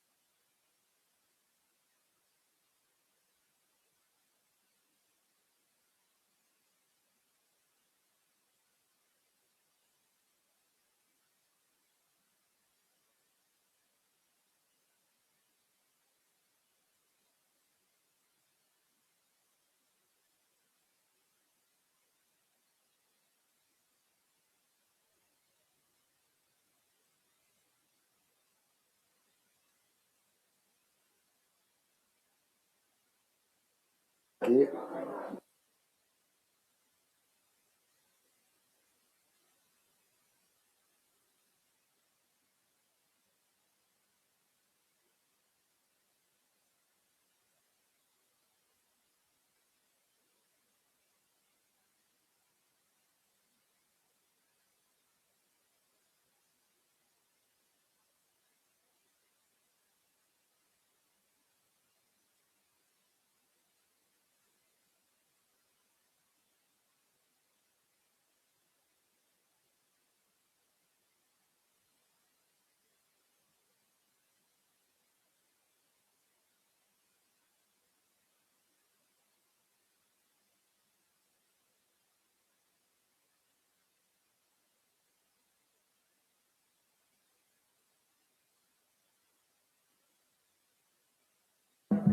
Bueno, dena gaude ja, ezta? Bai? Jarraituko dugu orduan, 26. puntuarekin, mozioen atalean, Elkarrekin Podemos Udal taldeak aurkeztutako mozioa, irakurketa erraza ezartzea. Uribe de la Espiella Anderea, zeurea txanda. Eskerrik asko. Moción por participación de la lectura fácil. Elkarrekin Getxon uste dugu gardentasunaren eta herritarren partaidetzaren aldeko apustua egiten duen udal orok alegin egin behar duela gauzatutako komunikazio eta dokumentu guztiak argiak eta ulergarriak izan daitezen herritar guztientzat, salbuespenik gabe. Kalkulatzen da herritarren 30% dituela irakurtzeko edo ulertzeko zailtasunak. Zailtasun horiek areagotu egiten dira administrazioko informazio eta testuen kasuan. Izan ere horiek oro har hizkuntza tekniko eta juridikoa darabilte. Erakunde publikoek informazio hori guztientzako irisgarri egiteko betebeharra daukate gardentasunaren izenean, partaidetza sustatzeko eta aukera berdintasuna bermatzeko. Irakurketa erraza eta hizkuntza argia dira ulermen hori errazteko erremintarik egokiena. Oztopo kognitiboak ezabatzen dituzte, garrantzitsuena nabarmentzen dute eta testuak modu zuzenean diseinatzen dituzte, ahalik eta jende gehienak ulertu ahal izan ditzan. Irakurketa errazaren irizpideak aplikatzeak abantaila nabarmenak ekarriko lizkioke erakunde honi eta getxotarri. Esate baterako, herritarren eta erakundearen arteko komunikazioak argiagoak izatea eta ondorioz eraginkorragoak, balio handiko denbora eta giza baliabidek aurreztuko lirateke izapidetan, erreklamazioetan, zalantzetan laguntzen eta bar, herritarrek gai publikoekiko duten interesa sustatzen du informazio argiak, edo horre parte hartzea inplikazioa eta proposamenak aurkeztea sustatuko luke. Gardentasun handiagoa izaten laguntzen du, herritarrek erakundari buruz duten irudia sinesgarritasuna eta konfiantza hobetzen ditu. Estatu eta erkidego mailako legerie jada aitortzen dute informazioa irakurketa errazaren formatuan eskuratzeko eskubidea, eta Euskadiko zenbait administrazio eta erakunde badabiltza hori praktikara eramaten. Bestalde, Udalerrien Espainiako Federazioak aholkatzen du tokiko agintaritzek irisgarritasun kognitiborantz aurrera egitea. Aurreko guztiagatik eta informazio eskubidea benetan egikaritu izatea bermatzeko asmoz, Getxoko udaleko osoko bilkurari aurkezten diogu honako hau. Bat, Getxoko udalak hizkuntza argiaren eta irakurketa errazaren irizpiden bidez berrikusi egokitu eta sortuko ditu udal informazio dokumentuak. Horrek, barnartuko ditu oharrak, formularioak, informazio liburuzkak, araudiak, gutunak eta jakinarazpena beste. Bi, gaur egungo testu instituzionalak aurrez aipatutako irizpidekin idatzitakoekin pizkanak ordezteko plan bat ezarriko du Getxoko udalak. 3. Getxoko udalak konpromiso hartzen du udalak berak naiz erakunde autonomoek irizpide horiekin argitaratutako materialak zabaltzeko. 4. Getxoko udalak arlo horretako prestakuntza espezifiko emango die udal komunikazioen eta dokumentuen idazketaren arduradunei. 5. Getxoko udalak hizkuntza argiaren eta irakurketa errazaren irizpiden arabera egituratuko ditu informazio publikoko kanalak, udal komunikabideak eta webgunea. Bueno, para defender esta moción quiero hacer un ejercicio. Mozionen defentsarako zera esango dut. Testu batzu ditut hemen, irakurriko ditudanak zuek ikusteko zein abantaila dakartzan irakurketa errazak. Testu biak erreala dira, oso laburrak, eta kasu honetan Bilboko udalan egindako lanaren emaitza dira. Lehenengoa apo batena da. Jatorrizko testuak honela dio. Gaztelaniaz irakurriko du testua desberdintasuna ikus dezazuen. Un continuo ordenado, debidamente comunicado tanto hacia el interior como hacia el exterior, a través de, en particular, del transporte público y los medios no motorizados, Por otro lado, y al mismo tiempo, hay que contar con un medio natural interconectado que cumpla el papel que le corresponde. El texto de esto mismo, adaptado a lectura fácil, dice: conseguir barrios bien comunicados. Para ello, es necesario crear una red de transporte público y no motorizado para facilitar los desplazamientos internos entre los barrios y con su entorno natural. Un segundo ejemplo, breve también, que habla sobre obligaciones entre sociedades. Texto original sin lectura fácil.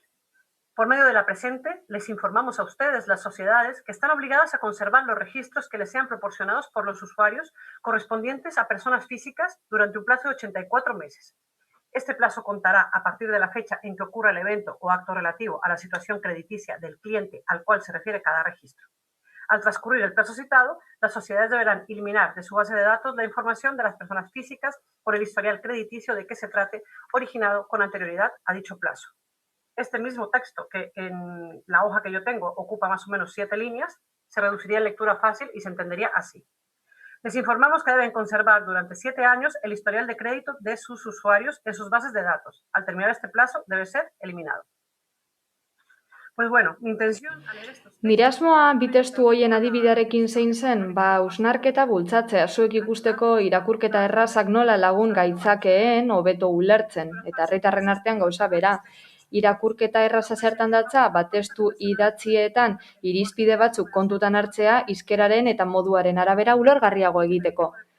Horrela, gobernantza onaren printzipioa bete daiteke, izan ere informaziorik gabe gardentasunik ez. Horregatik erakunde gisa, lan egin behar dugu informazio hori argia, zuzena, arduratsua, irisgarria eta irakurgarri izateko pertsona guztientzat. Ulermen zailtasunak dituzten barne. Arrazoia edozein delarik ere. Badakigu ez dela lan erreza, eta lan handia dela. Biztanleriaren 130 bueltan zailtasunak ditu ulermenaren arloan, eta nazioarteko ikerketek diote, helduen 125 herrialde gehienetan, ez duela behar bezalako alfabetatze maila 9 urtezko hezkuntza formala jaso ondoren ere. Horrek eragina du bizitza publikoan da parte hartze politikoan, marginatu egiten baitu, horrelako zailtasuna duen pertsona bat. Hau gainera ezagutzan eta informazioan oinarrituta dago. Irakurketa erraza arazori konpontzeko irtenbidea da. Eta horregatik uste dugu testu instituzionalak eta udalaren jakinarazpenak egokitu behar direla. Eta hau ez da herritarra infantilizatzeko modua. Ez da hien gaitasun kognitiboak murriztekoa ere. Irisgarritasunaren alde egitea da hori askotan eskatzen dugu gainera. Gainerako arrazoiak jada aipatu ditut mozioan da ez ditut errepikatuko. Zorionez hau ez da kontu berria eta gidalerro batzu ditugu. Alde batetik, irakurketa errazaren nazioarteko instituzionala daukagu eta 80ko hamarkadatik gidaliburuak argitaratu dituzte testuak irakurketa errazera egokitzeko. Eta Euskadin, hainbat urtetan, irakurketa errazaren Euskadiko alkarteak ere aurrera pausoak eman ditu. Gainera, Espainiako udalerrien elkarteak jardunbide egokien ekimentzat hartu zuen. Gardentasunaren eta parte hartzearen alde egiten badugu udal honetan, beharrezkoa izango da jakinarazpen guztietan aplikatzea eta irakurketa berriaren ikuspegitik idaztea. Garaiz gabiltza, hau ondo lantzeko eta arduraz. Ez ditut jada aipatutako 4 puntuak irakurriko, webgunean, dokumentuetan, jakinarazpen publikoetan aipatu behar dela, edatu beharreko edo zabaldu beharreko material guztietan, eta purka-purka egungo testuak ordezkatzen joatea. Baina, bai uste dugu instituzionek baduela obligazioa irisgarritasuna guztientzat bermatzeko. Eta batez ere herritarrei informazioa emateko orduan asko dago betzeko, asko dago lantzeko, eta hemen ezarri nahi dugu. Gero replikan jarraituko dut. Eskerrik asko. Díaz Andrea. Mi esker, alkate Andrea. Eskerrik asko, alkate Andrea. Kontu garrantzitsua da gizarteratzearen arloan. Ez da berria, ez hemen eta ez beste udal batzuetan. Espainiako udalerri eta provintzien elkarteak ere gidaliburu bat atera zuen udaletan aplikatzeko 2017an eta orduz geroztik administrazio guztiak aurrera egiten joan dira irisgarritasunaren arloan irakurketa errazaren bitartez. Hizkera argia erabiliz baita ere administrazio prozedura askotan eta jakinarazpen publikoetan. Getxon, kontu hau landu izan dugu arloetatik eta prozedura simplifikatzen aritu gara, informazioa hobetzeko, eta momentu honetan esfortzu handia egiten ari gara, berpentsatzen eta lana hobetzen, adibideak baditugu, aurrekontuak publikoki esate baterako irakurketa errezeko formatuan aurkezten dira, baina uste dugu asko dagoela egiteko, malgutasun unibertsalaren bidean, arlo fisiko, sentsorial eta kognitiboa erraztasuna jartzeko, eta horregaitik uste dugu hartutako neurri guztiak eta etorkizunean egingo direnak ere plangintza batean agertu behar direla. Irisgarritasuna pertsona guztien eskubidea da, batez ere kalte berenen eskubidea, eta horregaitik merezi du bai aurrera egiten jarraitzea indar handiarekin, eta alderdi sozialistatik uste dugu gai honek alderdi guztien adostasuna behar duela. Era berean, neurri guztiak ezin dira egun batetik bestera hartu, hau prozesua da. Eta erreferentea ditugu esate baterako Bilboko udala 2018an hain zuzen ere aukeratu egin zuten jardun bidegokien adibide gisa, FENPen partetik. Eta aurrera pauso hauek eman ditu irakurketarrazen lehenengo plana egin duelako 2017-2019 tarterako ondorioz, ibilbide aldaketa bat izan da administrazio honetan. Beraz, egindako guztia arlo guztietan eta udalean orokorrean oso ondo egon da, baina plangintza batek lagunduko digu arlo honetan hobetzen. Beraz, aldeko bozka emango dugu. Momentu bat, esaten didaten Galduroz Anderea mozio honetan parte hartzen duela eta ez dagola konektatua. Konexiotik kanpo dagola. Bere mozioa da, beraz hemen egon beharko litzateke. Pantailan ez dugu ikusten eta ez du ezer entzuten ere. Yo estoy aquí. No he dicho proponente, he dicho que tiene que contestar en la moción. Proponente no, es decir, participa en la moción, tiene que... Mozioan parte hartzen duen pertsona honek, hemen egon behar duta konexioz kanpo dago, beraz... Ainhoa Galduroz, ez zaigu hemen agertzen. Telefono edo bai, mesedez, ¿vale? Vamos a seguir. Jarraituko dugu.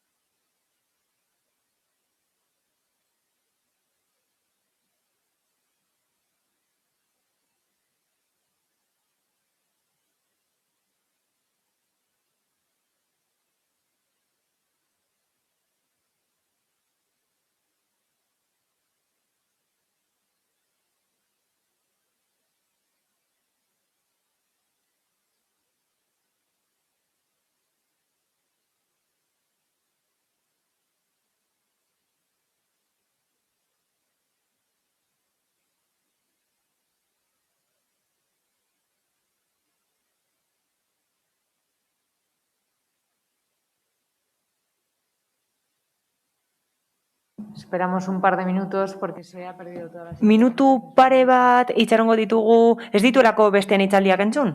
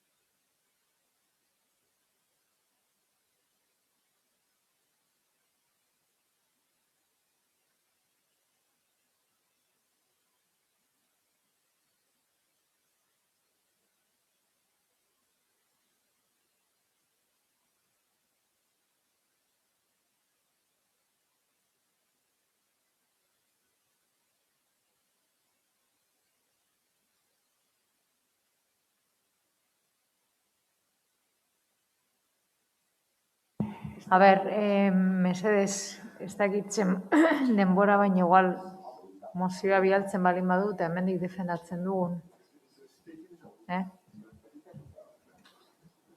Eta aurrera jarraituko dugu.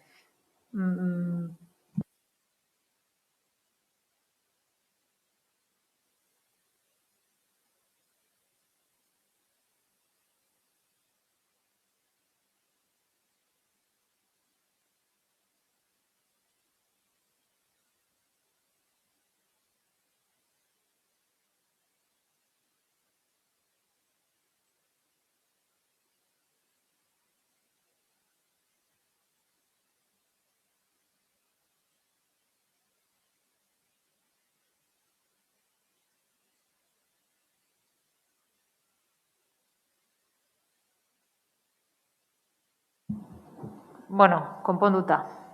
Aurrera egingo dugu, barkatu. EH Bilduren txanda. Bai, bueno, ez dago hor, baina entzuten ari da igual. Entzuten ari da, baina ezin du parte hartu. Vale. Bueno, llevamos 2 años de legislatura. Legegintzaldian 2 urte daramatzagu eta gobernu taldeak etengabe aipatzen ditu gardentasuna, herritarren parte hartzea, baina horretan geratzen da. Hitzetan, hala zuen ekintzak argiak dira eta komunikazioak ere bai, eta asko dago egiteke. Hala oposiziotik etengabe eskatzen dugu argiak izateko, informazioa emateko herritarrei eta informazioen, komunikazioen eta txostenen hizkera irisgarria izateko getxostarrentzat. Ikasketak gora behera, hau da, denek ulertzeko eskatzen dizuegu. Beraz, galdera zera da, non dago beste aipatzen duzuen gardentasun hori? Adibide bat emango dugu. Saiatu zarete informazioa bilatzen belaunaldi arteko zentroaren inguruan, hori da megaproiektua zuek hauteskunde programetan jasotzen zenutena. Kasu honetan, EAJaren proiektua hori zen hauteskunde programan, ez Alderdi Sozialistanena, baina kasu honetan webgunean bilatzen badugu, ateratzen den gauza bakarra zera da, no se han encontrado resultados, hori da emaitza, baina edabideetan, EAJaren aldeko edabideek badute informazio horren inguruan, baina udaleren webgunean ez dago informaziorik, eta horrelako kasu asko daude. Askotan, goraipatzen duzue herritarren parte hartzea, eta zer esan dezakegu horren inguruan.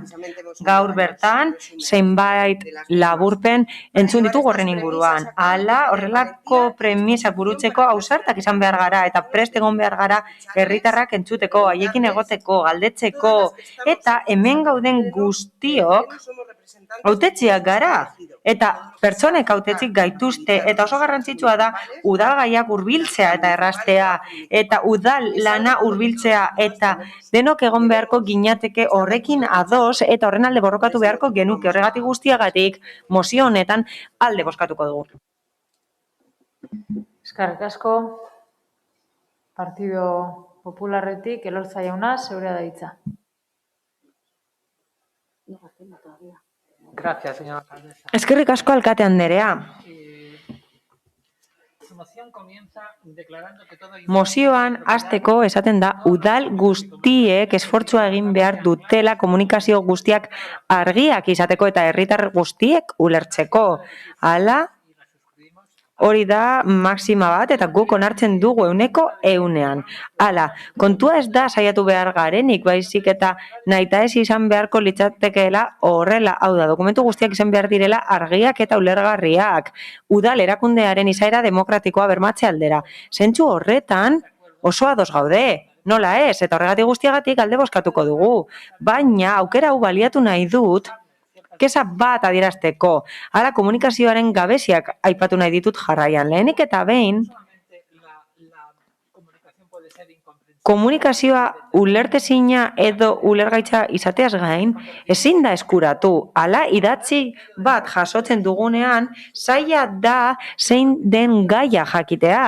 Zaila da jakitea zer esan nahi digun administrazioak, eta batzuetan, zailtasun hori larriagotzen da, udalerri honetan gaztelania hitz egiten delako, eta oso zaila da batzuetan gaztelaniazko bertsioa aurkitzea.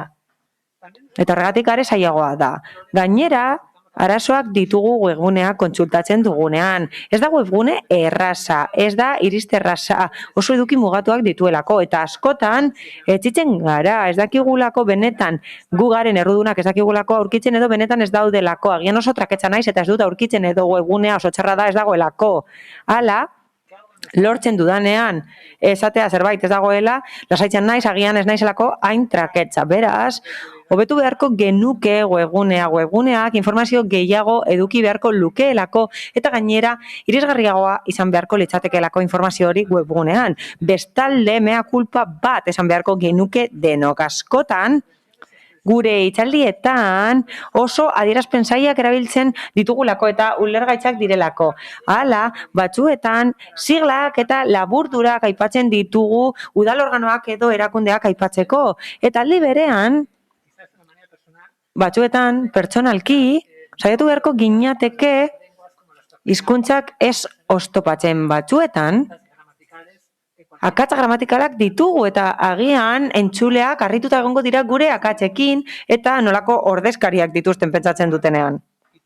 Azkenik, eta luzatzeko asmorik ez dudalako, eta agian modu pertsonal batean, nire galdera zera da, beharrezkoa da beste hizkuntza batzuk erabiltzea? Hala? Baditugu eguneroko hizkuntzak planak definitzeko eta zehazteko. Hala, uste duzu herritarrek frantsesa edo ingelesa hitz egiten dutela? Agian batzuek ez dute jasan behar eguneroko hizkuntzan ez aipatzea. Niri bereziki oso raroa iruditzen zait, thinking fadura bezalako gauzak aipatzea, edo itzaz ospetsua aipatzea edo coworking aipatzea, adierazpen horiek itzulita daude gaztelaniaz eta ziur euskaraz ere bai itzulita daudela. Ziur baiet, agian batzuk ez dakite zer den thinking eta askok ez dute zer den jakingo ere ez. Laburpen gisa, gustatuko litzaidake hauze aipatzea amaitzeko.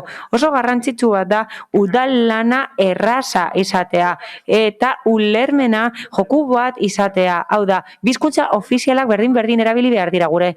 Gramatika hobetu beharko genuke eta atzerriko hitzak erabiltzeari utzi beharko genioke. Mila esker. Eskerrik asko, Elortza jauna. Bai, prest gaude? Bai. Vale. Eskerrik asko, alkate Andrea. Ozio Andrea, zeuria da txanda.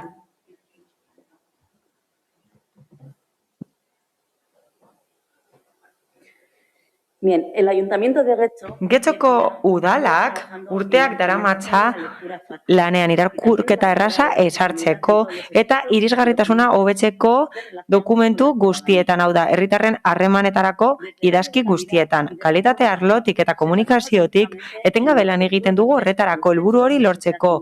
Testuak ulergarriak izan daitezen herritarrentzat. Hala, udalak hedabide desberdinen bitartez bidaltzen dituen horiek ulergarriagoak izan daitezen lan egiten dugu.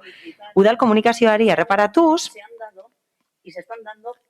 urratsak ematen dira informazioa modu sinpleagoan eta ulergarriagoan helarazteko herritarrei eta bereziki kontuan hartuz zailtasunak dituzten pertsonak. Hala, konpromiso hori ez da berria gure aldetik. 2006an, hain zuzen ere, webguneari A3 eman zioten, irisgarritasunari dagokionez. Badaude beste adibide batzuk lan hori erakusten dutenak. Hala, gazteen inklusio programan eta gazteen parte hartzea sustatzeko programan landu egin da irakurketa errazarekin. Hala, beste adibide bat dago turismo bulegoan eta adarian egokitu dira edukiak. Zailtasunak dituzten pertsonek eskuratu alizateko eta horiek ulertu alizateko. Eta beste adibide bat dago, nabarmendu alda braille mapa, audio laguntza duena turismo bulegoak eskuragarri jartzen duena bisitarientzat. Hala, euskaraz eta gaztelaniaz dago eta QR kodeak daude informazioa entzuteko adibidez. Hala, Getxoko udala murgilduta dago etengabeko prozesu batean irakurketa erraza eta argiagoa sustatzeko. Hala, dokumentu normalizazioko proiektuan estilo liburu bat garatzen ari da eta euskarazko zein gaztelaniazko testuak simplifikatu nahi dira. Ulergarriagoak izan daitezen horiek herritarrentzat. 2011 urtetik garatzen ari dira prestakuntza bereziak ibapen laguntzarekin, batez ere administrazio hizkera simplifikatzeko. Hori erabiltzen dugu ofizio, gutun eta txosten desberdinetan eta hori simplifikatu nahi dugu. Hala, irakurketa errazeko elkartearekin harremanetan gaude udalean lan egiten duten pertsonen prestakuntza sustatzeko. Testuak jatorrian ulergarriagoak izan daitezen eta horrela irakurte errazak izan daitezen hasieratik. Hala, webgune berrian hori lantzen ari gara, testuak simplifikatzen ari gara, baita edukiak ere. Hori aplikatzeko diseinuan eta lanen garapenean diseinu hori bermatzeko, hizkera simple hori bermatzeko. Hala, proiektu pilotu bat abian jarriko dugu irakurketa errazarekin eta abia puntua hemen dago, gida bat sortuko dugu eta eskuliburu bat da eta izapide desberdinak azaltzen ditu eta urratze desberdinak azaltzen ditu udalak herritarrekiko duen harremana arautzeko. Aurrera egiteko, baina hortan gaude lanean aspalditik. Errealitatea ez da zerotik hasten mozioak joan bezala eta horregaitik abstentziora joko dugu. Eskerrik asko. Eskerrik asko, Ocio Anderea. Eta Uribe de la Espriella, zeurea txanda. Lehenik eta behin eskerrik asko mozioaren alde, boskatzearen Alderdi Sozialistari, Bilduri eta Alderdi Popularrari eta EAJaren abstentzioari. Eskerrik asko. Ez dute alde boskatuko, hori betetzen dutelako dagoeneko, hori ulertzen dugu, baina hala eta guztiz ere eskerrik asko babertu izanagatik. Hala, nik uste dut badela dei bat, ezta? Hala, aurreko batzordean, hain zuzen ere, mozio hau ekartzen genuenez, galdetu genuen zer egiten ari zen kalitatean, zer egiten ari zen kalitate arloan eta komunikazioan eta parte hartzean, irakurketa errazari dagokionez, kontaktuak aurreratzen ari ziren, plan bat ote zegoen, eta emandako erantzuna hau izan zen. Hau da, ez zegoen informaziorik horren inguruan, hau da, ez zegoen berririk, ez zegoen albisterik. Orain, mahaiaren gainean jartzen diren, plan hauek ez zeuden orain dela astebete, hori ematen du, baina posten gara. Ematen du hori egiten ari dela eta posten gara, benetan badaude tresnak Euskadin horretarako irakurketa errazeko elkarketako lan ona egiten du. Eta ez hori bakarrik, Bilboko udalak eta Bizkaiko Foru Aldundiak hori egiten dute eta beste erakunde batzuek ere bai, eta ziur gaude lan hori egin daitekeela hemen Getxon. Eta oso garrantzitsua izan daitekeela hori. Horrez gain, espero dugu denokados bagaude, aurrera egin dezagun. Oso garrantzitsua da irisgarritasun kognitiboa bermatzea eta espero dugu aurrerantzean webgunean atal hori edukitzea, irakurketa errazeko atal hori edukitzeko aukera izan dezagun, nahi dutenek hori erabiltzeko, eta ez da bakarrik ikus edo entzumen erraztasuna baizik eta irakurketa erraztea zari gara. Horrez gain, irakurketa errazeko guztiek logo bat dute, elkarteak horiek identifikatzen ditu eta irakurketa errazeko dokumentuak identifikatzen ditu. Hala, dokumentu batzuek ziurazki webgunean izango dute, hala delako, ez dugu hori esango, ez dutenik, baina nik uste dut orain hasiko garela aurrera egiten zentzu honetan. Eta nik uste dut oso garrantzitsua dela zoriontzea, adostasuna dugulako irakurketa errazeran joateko, eta abanguardian jarriko gara gai honetan, eta naiz eta apurka egingo dugun, ikusten dugu hasiko garela zerbitzu optimoa ematen, irisgarria izango dena herritar guztientzat, eta hori benetan da oso interesgarria. Barkatu, baina zegu kabinara soinua altzen. Uribe de la Espriella, mikrofonoa itzali duzu uste dut, edo itzali dizute, edo ez dakit zer gertatzen ari den. Ai. Hola. Sí, ahora. Ez da entzuten? Bai, zerbait entzun da, ez da? Bai. Hola. Podías ir, estabas, yo creo que en la última parte. Azkenengo partean zeunden las últimas dos frases. entzuteari utzi diogunean. Besterik gabe eskerrik asko eta zorionak adostasunera heldu garelako, positiboa da gure udala abanguardian egotea, apur bat berandu gabiltzalako eta aldaketa apurka egingo denarren, egingo da. Eta espero dugu geldoa izan beharrean, ausarta izatea. Mi esker. Eskerrik asko. ea, lortzen dugun mozioa aurrera ateratzea. Diaz Andrea, itxartuko duzu, ez? Bildutik, Maseda Andrea, zeurea da txanda. Bueno, simplemente... Besterik gabe? Lo que ha comentado la concejala Yanire Ocio... Yanire Ocio zinegotziak esandakoari dagokionez, deigarria da, bai, oso ondo dago braille mapa eta QR kodeak oso ondo daude horiek guztiak, baina urratz gehiago eman behar ditugu, eta besterik gabe ez dugu publizitatea egin behar, deigarria da hori, eta deigarria da, bai, 2006an, webguneak sari bat jaso zuen, baina 15 urte pasa izan dira eta teknologikoki gauza asko aldatu dira, ordutik ona, ezta, 2006tik ona eta A3koitza jaso zuen, baina nik uste dut denbora asko pasa dela eta horregatik harrituta nago, bai, A3koitza, baina hori da nire harridurarena, sari bat jaso zuen, baina 15 urte pasa dira oraindik, orain ez lukelako sari hori jasoko, mila esker. Eskerrik asko, Maseda Andrea, Elorza jauna, ez? Eta guk ere ez, beraz bozketara pasatuko gara, mozioaren aldeko bozkak,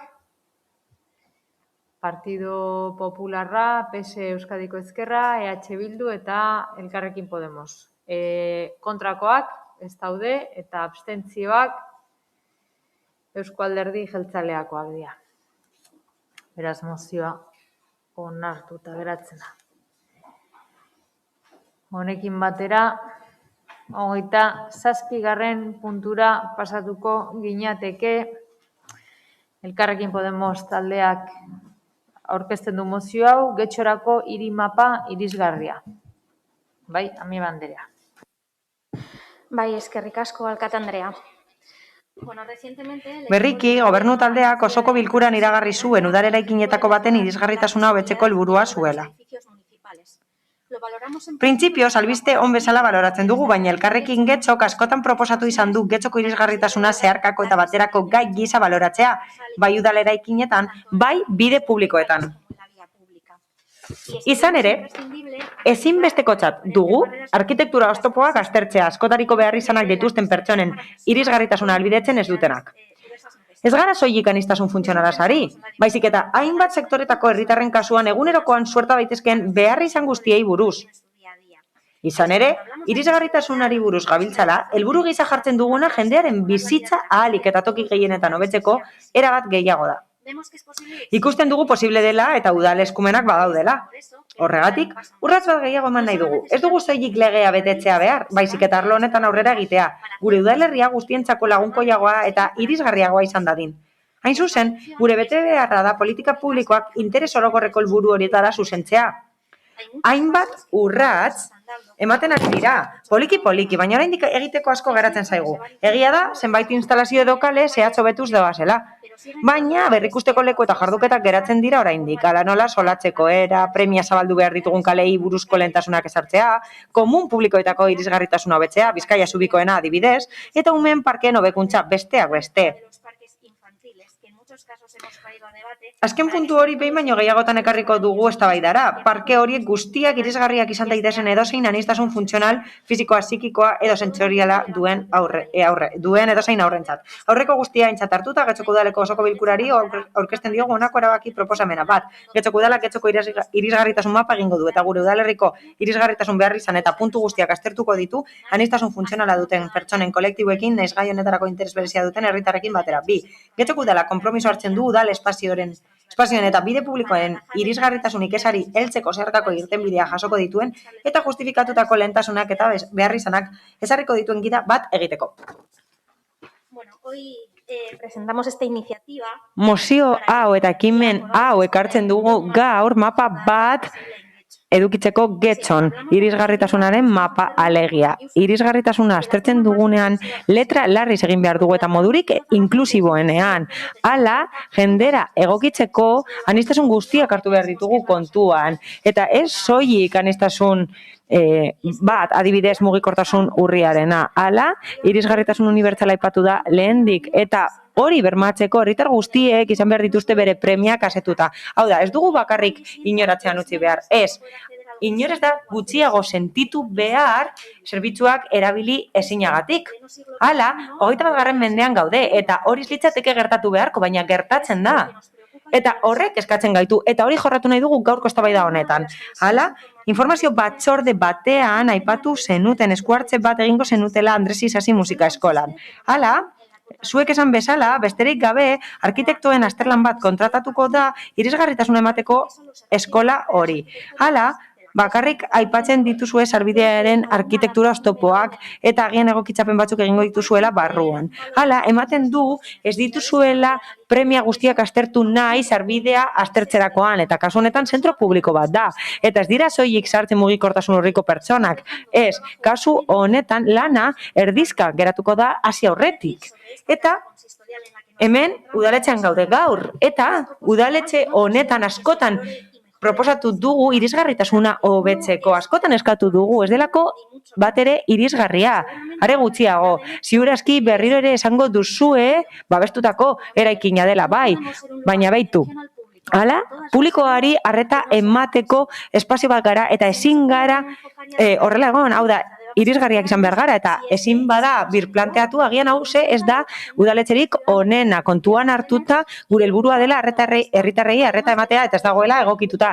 Gainera ez dago auzo baten erdigunean eta ez dago udalerriko pertsonen ibilbideen erdigunean, eta Romo kulturetxeari dagokionez eztabaidatu dugun arren eta jakin badakigun arren legea betetzen dela, kezkak helarazten dizkigutea da. Ez dago sistemarik aniztasun funtzionala duten pertsonek horiek behar bezala erabili ahal izateko. Pertsona horiek ez daude eroso eraikin horretan, eta musike barrin egokia izango litzateke azterlan bat egitea zentzu berean, akats berberak ez egiteko. Eta horiek adibide batzuk besterik ez dira, baina logikoa izango litzateke pentsatzea azterketa integralagoa izan behar dela, globalagoa ere bai. Arazo horiei aurre egiteko, arazo horiek antzeman behar ditugu, eta udalerria irisgarritasun unibertsaleko irizpideekin egokitu beharko genuke. Hala, badakigu kolektiboekin zaudetela harremanetan, fekorrekin adibidez, baina proposatzen dugu lan inklusiboagoa egitea. Hala, kezak ditugunean konpontzen ditugu kaleak eta taldeekin akordioak izan arte ez dugu ezer egiten lekua konpontzeko eta arazoak antzemateko. Hala, badago puntu arriskutsuen mapa bat eta hobe litzateke beste planteamendu bat egitea, mapa bat edukitzeko, hau da puntu kritikoak dituen mapa bat edukitzeko, premiak detektatzeko eta irizpide batzuk esartzeko jarduteko modu logikoan eta etengabe. Irisgarriak izan gaitezen guztiontzat, pertsona guztiontzat. Berriro ere esan nahi dugu, prest gaudela elkarlanean aritzeko alik eta lasterren jarduten hasteko. Mila esker. Eskerrik asko. Ami Banderea, Díaz Anderea, Sebeskan da. Bueno, yo creo que este es otro de los... Nik uste dut, denok gaudela ados honekin, nola ez gara ados egongo. Denok nahi dugu getxo irisgarria izatea denontzat. Batez ere, aniztasun funtzionala duten pertsonentzat, alegia. Hala, akordio proposamenean eskatzen da irisgarritasun mapa bat egiteko, puntu guztiak aztertu ondoren eta irisgarritasun premiak aztertu ondoren. Hala eta guztiz ere proposamen erabaki proposamen hauek landu egiten dira irisgarritasun planean eskatzen den bezala. Orain indarrean dago eta 2020ko urrian eguneratu zen. Ez da bakarrik gobernu taldearen kontua.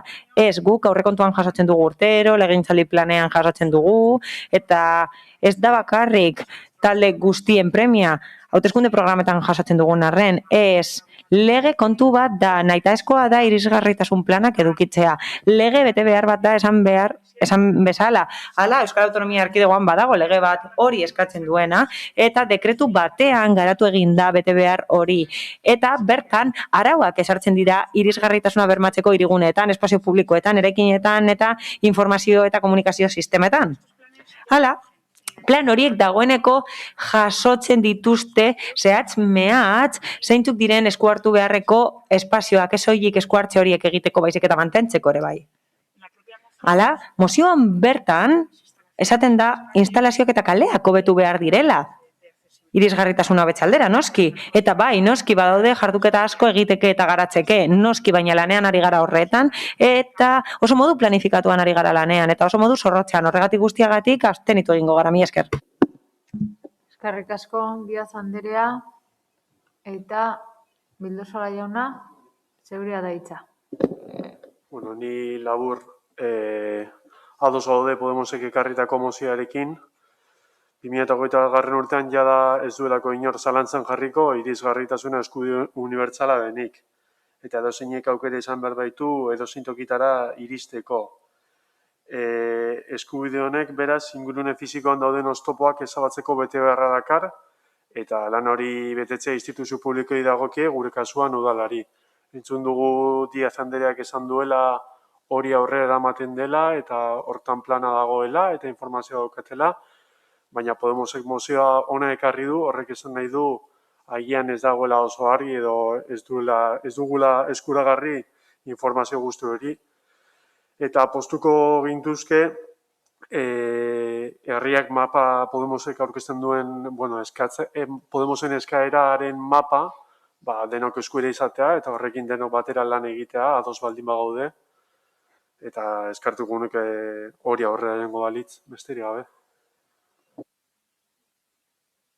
Eskerrik asko, Bildosola jauna, eta Partido Popularretik zeinek hartzen du Arandui Anderea, zeurea da hitza.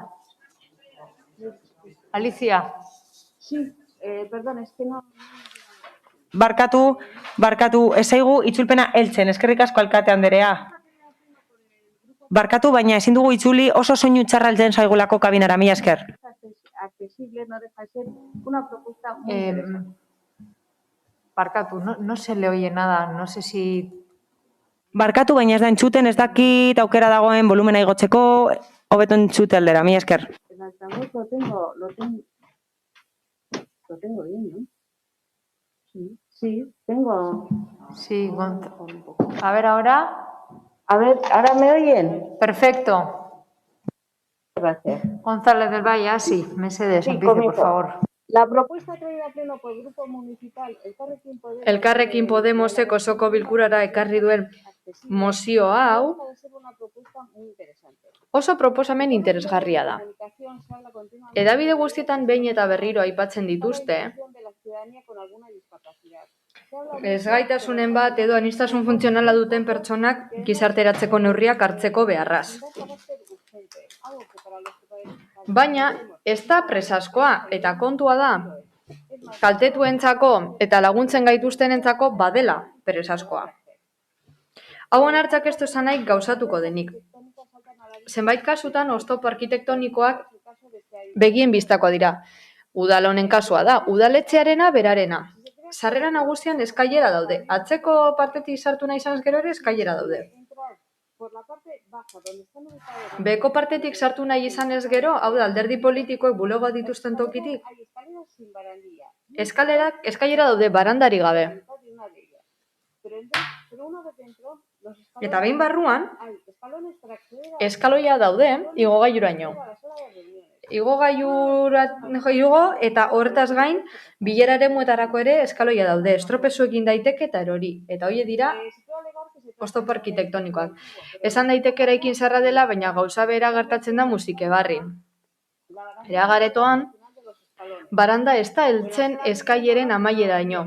Arrigunaga gelan badago baranda polita, abanguardista, baina etenak ditu eta horrek funtzionaltasuna alde batera uzten du. Beraz, galdera hau du. Kale-kalean jarduera berri bat irekiten duten pertsonek, oztopo arkitektonikoak kentzeko eskatu nola egingo dugu hori, gero udalan bertan egiten ez bada. Askotariko oztopo arkitektonikoak daude, eraikinetan bakarrik ez. Lehen Elkarrekin Podemoseko zinegotziak adibideak eman ditu. Esate baterako espaloiak jaitsi daiteke, aretako ajedrez plazan ere eskuartzak egin daitezke. Zoru mota hori inkomodoa da gurpildun aurkian joateko. Eta hemen fibromialgia duten pertsonak ekarri nahi ditu gogora. Beste kontu bat, ez dago hiriko autobusik, eta Ereagara Irungururaino esate baterako oso zaila da joatea. Eta beraz, ez gaitasun motor bat duguna nola joango gara ondartzen gururaino. Norbaite lagundu behar digu, eta horrek gure independentzia kentzen digu. Ez ditut ahaztu nahi, aniztasun funtzionala duten adingabeak, parkeak badaude bai, baina askok ez dituzte haientzako kolumpioak eta jokoak. Ez ditugu pertsona horiek ere diskriminatu behar. Haiekin jolasteko eskubidea izan behar dugu, gainerakoekin egoteko. Eta beste batzuek nola ikusten duten testigutza ez izatea. Irtenbidea gure esku dago. Horiek dira adibide gutxi batzuek. Getxoko Alderdi Popularrak beharrezkotzat jotzen du oztopo horiek kentzea eta benetan espero du hiri irisgarriaren mapa hori lortzeko bidea izatea. Eta bestelako idatzi gizan ez geratzea. Asko dago egiteko, baina ez da zinezkoa. Getxoko Alderdi Popularrak mozio honen alde egingo du. Espero dugu udalerria hobetzeko balio izatea eta oztopo kolateralak ekiditen laguntzea. Aniztasun funtzionala dugunoi zein laguntzen gaituztenei laguntzeko balio izatea. Mapa hau izan dadin baliabidea. Eskerrik asko, Ocio Anderea, zeuria da hitza. Eskerrik asko, alkate Anderea. Un plan de accesibilidad. Irisgarritasun plan baten helburua da ingurua pizkanaka irisgarriago egitea guztiek erabili ahal izateko autonomoki eta libreki. Plan honetan, irisgarritasun mapa ebaluatuko da, espazio edo zerbitzu jakin batean, beharrezko esku hartza definituko dira, baloratuko dira, lehenetsiko dira, eta etapen araberako plan bat proposatuko da. Hasiera batean, plan honek esku hartze batzu planteatuko ditu egungo oztopoak kentzeko, erabilera publikoko espazioetan, esate baterako kaleetan, plazetan eta parketan. Eraikin publikoetan, esate baterako ekipamendu kultural, administratibo edo edukatibotan. Elkarrekin Podemosek mozioan honen moduko plan bat esan nahi badu hori ulertu dugu guk, esan behar diegu Getxoko udalak badara matzala hainbat urte udal irisgarritasun plana lantzen. Gainera, 1989an egin zen lehenengoz, eta pasaden urtean eguneratu zen. Honi esker, hobetzeko esku hartzeak ditugu planean bertan, eta gainera, hiriko mugikortasun iraunkorreko planean ere txertatu ditugu. Guzti horri esker, Eusko Jaurlaritzaren diru laguntza jaso ditugu, irisgarritasun unibertsala sustatzeko lanak egiteko. Esate baterako 2018an 188.000 euro portu sarrean igogailoa jartzeko. 2019an 300.000 euro Aiboa Fueros inguruan irisgarritasuna hobetzeko mekanismoak ezartzeko. 2021an eskatu dugu diru laguntza, Romoko Alonso kalean hobekuntzak egiteko eta usategiko irisgarritasuna hobetzeko, eta ebazpenaren zain gaude. Ezinbesteko baldintza da, irisgarritasun planak prest izatea, diru laguntza horiek eskatu eta jaso ahal izateko. Ez ditut argitu gabe utzi nahi, mozio horretan agertzen diren bi puntu zehatz. Hoietako bat, Bizkaia Zubiko komun publikoei buruzkoa da. Joan den asteko lurralde batzordean, komun hoien birkaitzeko obren hasieran berri eman zen. Komunen eraberritze integrala da, irisgarritasuna irtenbidea emoteko kanpoko jarduketa proposatzen duena. Horrez gain, egokitutako komun misto bat gehituko da. Eta bigarren puntuari dagokionez, aurrentzako parkeak hobetzeari buruzkoa. Behin baino gehiagotan eztabaidatu da gaia osoko bilkuretan. Errepikatuko dut, Getxoko parkeak diseinatuta daudela gure umeek elkarrekin jolas dezaten, haien egoera fisikoa edo edozein aniztasun psikoko alde batera utzita. Hala frogatzen dute Getxoko udala jasotako Kolumpio de Oro sariak eta irisgarritasun unibertsalaren eta guztiontzako irisgarritasunaren kontzeptuen bueltako konpromisoagatik Getxo jasotako sari eta aitorpenek. Izan ere, arkitektura oztopoak eraitzi eta hiriko espazio inklusiboak eraiki dira, eta horiek hobetu egin dute mugikortasun urria duten pertsonen bizitza. Baita, hor ere, herritar guztiena ere. Azaldutako guztiagatik, argi dago gobernu honek eta udal honek baduela konpromisua irisgarritasun planaren bitartez hiri irisgarria izatetik areago joateko. Eta pertsona guztien eskura egongo diren inguru, ibilbide eta zerbitzuak izango dituen hiri bat sortzeko. Diseinu unibertsalen kontzeptua aintzat hartu behar da jarduketa esparru guztietan, hirigintzan, garraioan, komunikazioan eta aisian. Horregatik guztiagatik, abstenitu egingo gara zuen proposamenari dagokionez. Eskerrik asko. Eskerrik asko, Mozio Anderea eta Amiba Anderea, hitza hartuko duzu, bigarren txanda. Bai, eskerrik asko. Bueno, por dar respuesta breve al Partido Socialista... Bueno, alderdi sozialistari eskerrak emango dizkio eta azalpenagatik, baina planek ezer gutxirako balio dute, ondoriorik ez badute, eta udal webgunean ere ez badaude.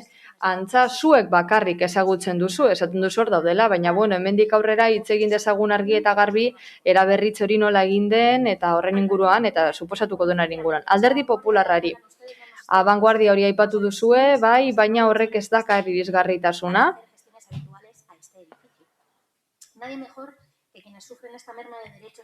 Eskubide eta autonomia gutxitze hau pairatzen duen pertsona da egokiena behar izan honen berri emateko, zuek esan bezala, eta aniztasun funtzionalak errespetatzen dituen udalerri bat lortzeko lan egiteko. Horregaitik eskerrak eman dizkizu zu kontatutakoagatik. Eusko Alderdi Jeltzaletik esan digute plan hori gauzatzen ari direla. Orduan, eraikin hau zergatik ez da irisgarria. Zergatik ez da publikoa plan hori, zergatik ez da erraza aurkitzen. Eta aurreikusitako edo egindako eskuhartzak aipatu dira, baina bai oztopo arkitektonikoak kentzeko. Baina mozioan aniztasun mota asko aipatzen dira, horrek ez dira kontutan hartzen. Eta esango dizuet baita ere Espainiako gobernuaren webgunaren arabera, aniztasuna hobetzeak bakarrik oztopo arkitektonikoak kentzeari egiten zion erreferentzia, baina hain kontzeptu hori haratago doa. Irisgarritasuna neurri askoren multzoa da, eta kontutan hartu behar dira estrategia politiko eta sozialak garatzeko orduan. Horrela irisgarritasuna unibertsala edo integrala izateko. Nik uste dut horretan oso argiak izan garela. Bukatzeko, gorra den pertsona batek esate baterako osoko bilkura hau subtitulu gabe nola jarrai dezaken planteatu beharko genuen, edo itxua den pertsona bat nola gidatuko zitateken udaletxe honetan. Irisgarritasuna aipatzen dugu bai, baina oztopo arkitektonikoak kentzearen zentzuan bakarrik, hori kasurik onenean. Baina hori aldatzen ez bada iraganean anklatuta egongo gara, eta ezingo gara lege eta araudi berri hoietara egokitu. Gainera, hoiek arautzen dute jendearen bizitza errazteko modua. Horregatik proposatu dugu, badakigu bai lan egiten ari zaretela, eskertuta gaude. Bizkaia Zubiko komunak aipatu dituzu hori eskertzeko da, baina bai bide luzea dugu aurretik eta guk gure ekarpena egin nahi dugu guztiok batera aurrera egiteko. Eskerrik asko. Eskerrik asko. Hitzartuko zue, ez Bildu aldetik, Bildosola jauna, Partido Popularretik, González, bai? Zeurea da hitza ba. González del Valle. Muchas gracias. Muchas gracias, señor. Eskerrik asko. A la representante del Partido Socialista. Alderdi Sozialistako bozeramaileri erantzuteko bai legezkoa bada, zergatik eta azkarrago gauzatzen. Oztopo arkitektonikoak kentzearen hori, udalerria egokitzaren hori, aniztasun funtzionalen badugun pertsonen mesederako. Askotan esaten duzu horretan ari zaretela, denbora luzea behar dela, baina esate baterako, ni eskubaloiko partida batera joan nintzen Gobelako polikiroldegian, eta udal honetako zinegotzi batek lagundu egin zidan eskailera jaisten, baina nire gauza da, zenbat jende geratuko zen etxean joan gabe, bertaraino iritsi ezin direlako, gradetaraino. Beste egun batean joan nintzen, ekitaldi batera, Andres Isasi. Harrituta geratu nintzen, sarrerak justo sarbideko rampan atera berzirela. Gurpildun aurkientzako eta, musika eskolatik eta joan, eta gero gorko aldera joan behar izan nintzen, izugarrizko bidaia izan zen azkenean, dena eskailera zirelako, baranda bakar bat ere zegoelako, eta nik uste dut asko garela irtenbide bat behar duguna. Butaka batzuk egote esate baterako beheko partean, eta egingo diren obretan, mesedez kontutan izan hori. Hartu butaka batzuk, erreserbatu, aniztasun funtzionalen bat duten pertsonentzat, eskerrik asko. Eskerrik asko, González del Valle Andrea, eta Ocio Andrea, zeurea da hitza. Bueno, el compromiso de este gobierno municipal... Udal gobernuaren eta EAJaren konpromesua, irisgarritasunarekiko, zalantzezina da. Egia da, guztiok beti pentsatuko dugula gehiago egin daitekela, baina getxo erreferentea da beste udal askorentzat. Eta kasu honetan, eskerrak eman nahi ditugu, gurekin erakunde askok badara matzatelako hainbat urte gurekin lan egiten. Eta hala egiten jarraituko dugu, gure irisgarritasun plana garatzeko eta aurrera pausak emateko, eskerrik asko. Eskerrik asko, Ocio Andrea, eta bozketara pasatuko gara.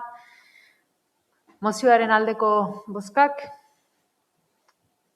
Partido Popularra, EH Bildu eta Elkarrekin Podemos. Kontrakoak ez daudez, eta abstentzioak PSE, Euskadiko Ezkerra eta Eusko Alderdi Jeltzalekoak ditugu. Eta honekin batera mozioen atala ere amaitzen dugu. Ez dakit galde eskaerarik badagoen alderdien aldetik, bai? Bai, pasatu digute, badakigu 2020ko urteko abenduan, Getxoko udalak 4 pertsona kontratatu zituela ostalaritza sektoreko COVID neurrien berri emateko. Zoritxarrez jakin izan dugu horietako zenbaitik ez dakitela euskaraz. Eta beraz berriro ere Euskaldunen eskubidea zapaltzen ari direla adierazi nahi dugu. Besterik gabe noiz hasiko zarete gure hizkuntza akordioa betetzen.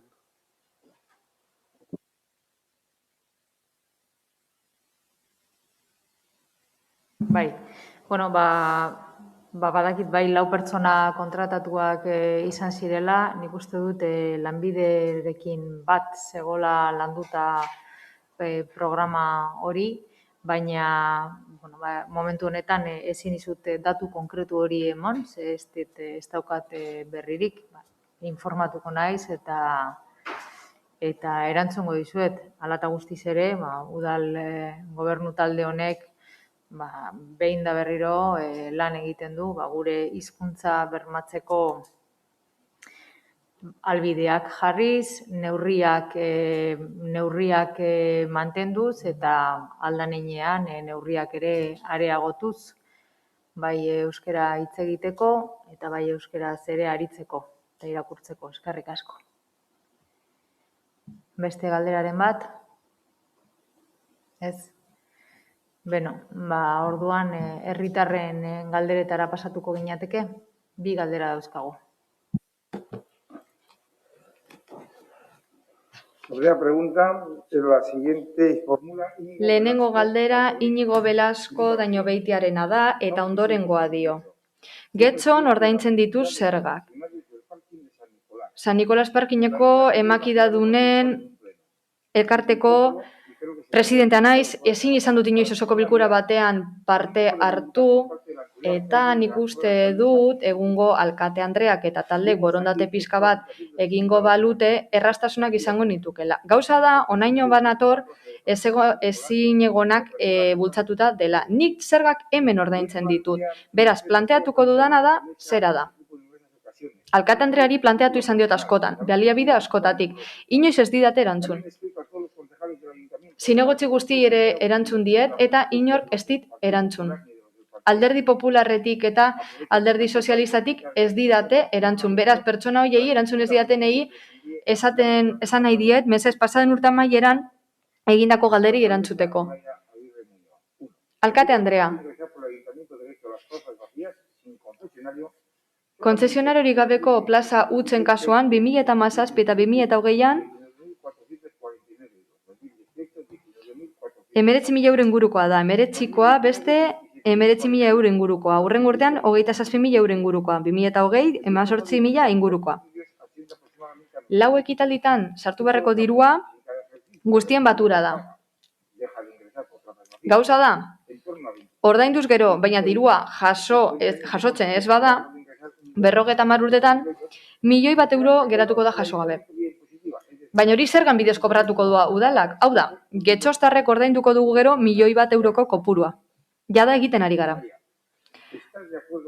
Alkate Andrea, bat alzatoz nire hausnarketarekin, bestela zure iritzia eman. Bigarrenik, udalaren arabera, arrazoi tekniko eta legalengatik irtera eta sarrera bakarra izan gaitik ezin dugu ordainduzko parkinaren irtenbidea proposatu. Tiketa hartuta sarreran eta ordainduta irteran. Hilabeteka alokatzearen aukera ere ez da aurre ikusten, eta nik galdera bat egin nuenean esan zidaten ez negoela ondo informatuta. Beraz, zehetasunak ematerik izango luke Alkate Andreak horren inguruan? 3. Alkate Andreari. Eperik aurre ikusten da, baietz badan, mesedez zehaztu eta aukeraren zehetasunak eman, ikaritza epea, kostuak. Datozen 50 urtetan 1.250.000 euro gastatzea 60 bat aparkaleku utxik izan da udalerrian? Laugarrena, norrari da utxik dauden plaza horietan aparkatzen bost? Zein irizpide erregelamenduren arabera, zein nork aplikatzen ditu horiek? Berma daiteke zure gobernu taldeko inor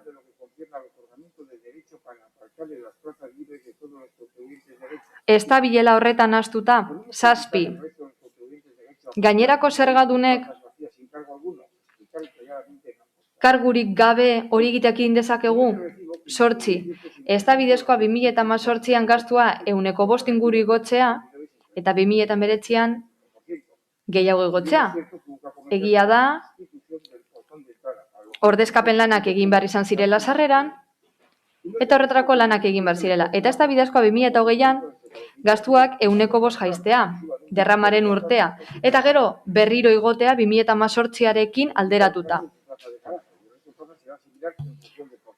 Hau plaza guztiei 100 arabera aplikatuko zaie. 2017an gastua 182.000 euro inguruko izan zen. 18an 211.000 inguru. Gero 564.000, 2019an 200.000 euro ingurukoa. 2020an 262.000 ingurukoa.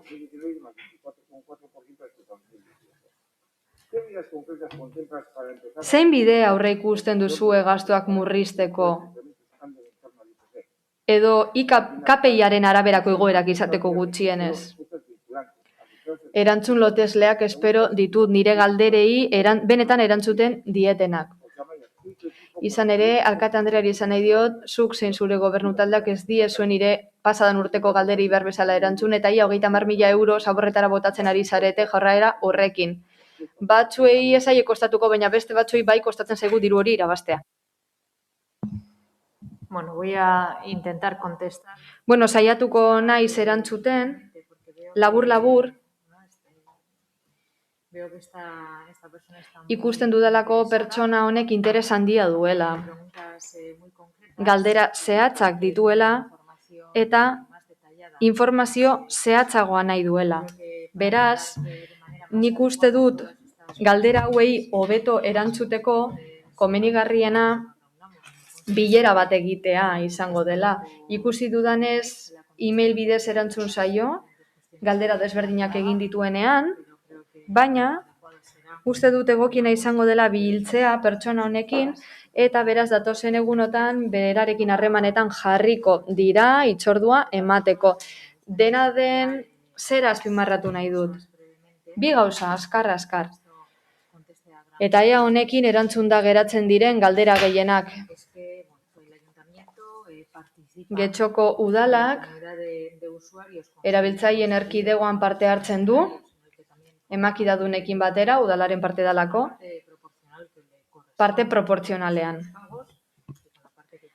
Ordainketak egiteko orduan, eta plaza hutsen kopuru esleitzeko orduan. Egia da, eraiki zeneko eredua, ez dituela espero ziren emaitzak izan, eta hainbat biderra saiatu gara irtenbide desberdinak bilatzen zate baterako txandakako parkin bihurtzea, baina segurtasun kontuengatik ez da bideragarria izan horrelako zerbait egitea. Horren bestez, kontutan izanik esandako guztia, gure asmoa zera da. Manuel Gaintza parkin berria nola funtzionatzen duen ikustea, ikusiko dugu bertako ereduak funtzionatzen duen, behar bezala funtzionatzen duen, eta horrela bada, gero, San Nikolaseko parkinaren ustiapenean zentratuko ginateke horrela, ez die kaltetuko egungo makidadunei, baina beste modu batera antolatuta izango ditugu partzelak hilabeteko ordainketetan, urtekoetan, edo dena delakoa, baina kontu hau guztia argitu baino lehen, ikusi nahi dugu zein den Manuel Gaintza parkinean abian jarritako ereduaren emaitza. Eskerrik asko. La segunda y última pregunta, la formula... Azkenengo galdera Jesus Urrutiarena da. Andra Maria Malurra elkarteko bosera maile gisa. Apo berrikusten denean, arazo desberdinak konpontzeko aukera planteatu behar da. Etxebizitza prezio irisgarrien eskaintzea. Eta garapen iraunkorra bermatzea.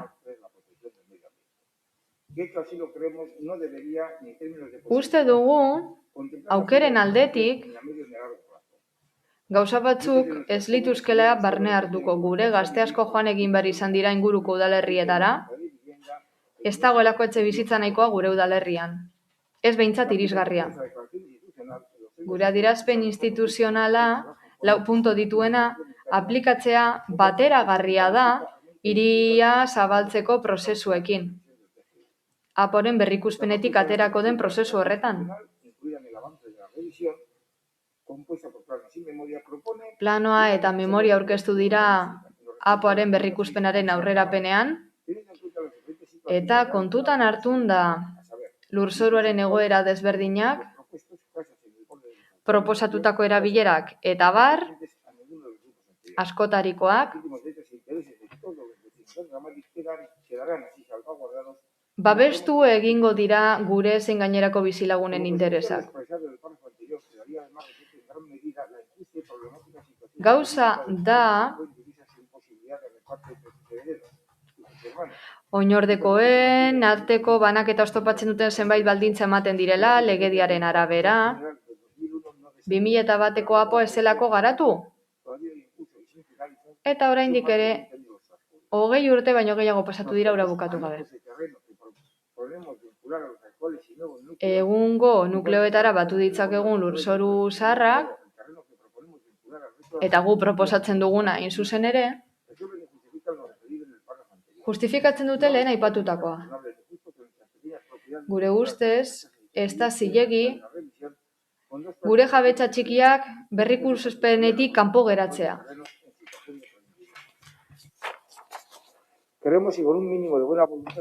Borondate apur bat egon da, posible da gure adierazpen instituzionalean adierazitakoa aplikatzea. Arazoa konponduko lirateke eta Andramaritik 20 urte daramatzagu hori eskatzen.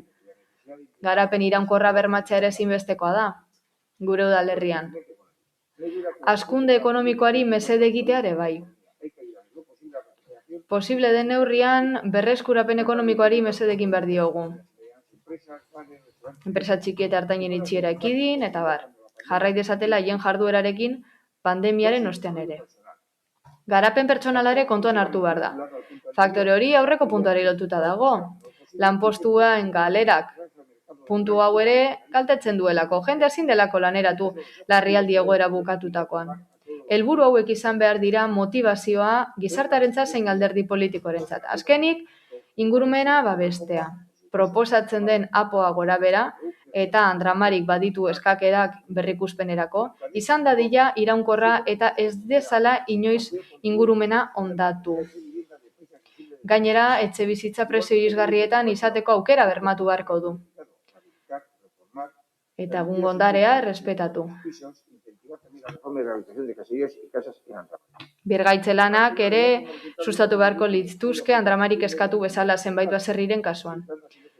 Merkatuko egoerare kontutan auki beharko litzateke etxebizitza arloan. Hiriko eremu guztietan. Babes bereziko eremuak ere kontutan hartun da.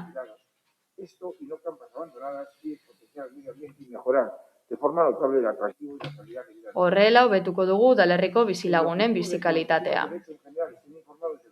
Getxoztarrek gure ekimenen berri izan dezaten eta proiektu estrategikoen berri ere bai, eskatzen dizuegu kontutan hasteko gure proposamenak ez direlako estremistak errealistak, baizik eta beti dira ekarpen konstruktiboak. Oso ondo baloratzen dugu duela gutxi Unidas Podemoseko kidekin egindako bilera. Gaur haien babesa eskatzen dugu gure adierazpen instituzionalerako. Ados egon gaitezken puntuak zehazteko, martxoan bilduko gara berriz baditugu data batzu programatuta, Alderdi Sozialistako kidekin dabildurekin batzeko. EAJarekin batuko gara haiek egokitzat deritzetenean. Denbora asko daramagu bilera eskatzen. Galdera bat. Alkate Andreari eskatzen diogu zein iritzi edo hausnarketa objektibo egin dezakeen guk esandako edo aipatutako arazoren inguruan. 20 urte baino gehiago daramatza arazo honek. Zinegotzi eta herritar guztiek jakin dezaten zein den arazoa. 2. Gero eta hurbilago dago, APOaren berrikuspena osoko bilkurara eramango den datatik. Osoko bilkuran aurkeztu aurretik gurekin partekatzerik izango lituzkete zenbait irizpide eta dokumentuaren eduki? Ezinbestekoa iruditzen zaigu, hasierako onespena eman aurretik. Bueno, pues Sandra Mari Gurelurra, decirle sobre la primera cuestión, sobre las propiedades en proindiviso en suelo no urbanizable, bueno, pues que señalar que sin prejuicio de lo que establece la legislación urbanística que está actualmente en vigor, bueno, pues que existen diferentes posibilidades y maneras de poder gestionar estas realidades familiares dentro de la regulación civil. Por otra parte, bueno, en el seno de la revisión del plan general, pues se estudiarán diferentes posibilidades pues, para desarrollar en el suelo no urbanizable dentro de un marco legal vigente. En relación a la segunda pregunta, bueno, pues como he indicado en numerosas ocasiones, por una parte, decir que estamos abiertos, que el equipo de gobierno y sobre todo el equipo que trabaja en el PGU está abierto a reunirse las veces que haga falta con ustedes, pero sí subrayar que bueno, la exposición al público y el conocimiento de los documentos de la revisión del plan general pues se realiza dentro de un procedimiento y que es ese procedimiento el que seguimos adelante. Y en ese sentido, pues bueno, si quieren una reunión, pues también les invitamos a que nos lo soliciten y nos reuniremos con Andra Mari Gurelurra. Eskerrik asko. Bai, Uribe de la Espriella Andrea. Y bueno, por alusiones, primero que todo, pues agradecer. Eskerrik asko lehenik eta behin, hitz horiek esateagatik. Se está escuchando, ¿verdad? ¿Se escucha? Por alusiones, ¿vas a participar?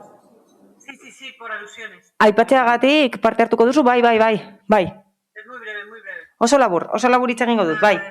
Besterik gabe eskerrak eman nahi dizkiogu elkarteari, bere idazkian aipatu izanagatik, eta besterik gabe esan nahi dugu, kezkatuta gaudela oraindik ere kolektibo hauek, premia izatearekin ona jotzeko ez ditugulako entzuten, hori kezkagarria da benetan, eta horrek erakusten du garrantzitsua dela modu argian hitz egitea Andra Maria Askorriren egoerari dagokionez, batez ere apoari dagokionez. Askotan hitz egin dugu honen inguruan, baina ikusten dugu orain premiazkoa dela, saiesteko benetan pertsona horiek sentitzea alde batera daudela. Eta benetan zainduko dugu eta konprobatuko dugu eta egiaztatuko dugu bilera hori egiten dela. Mila esker. Eta honekin batera amaitutzat ematen dugu osoko bilkura.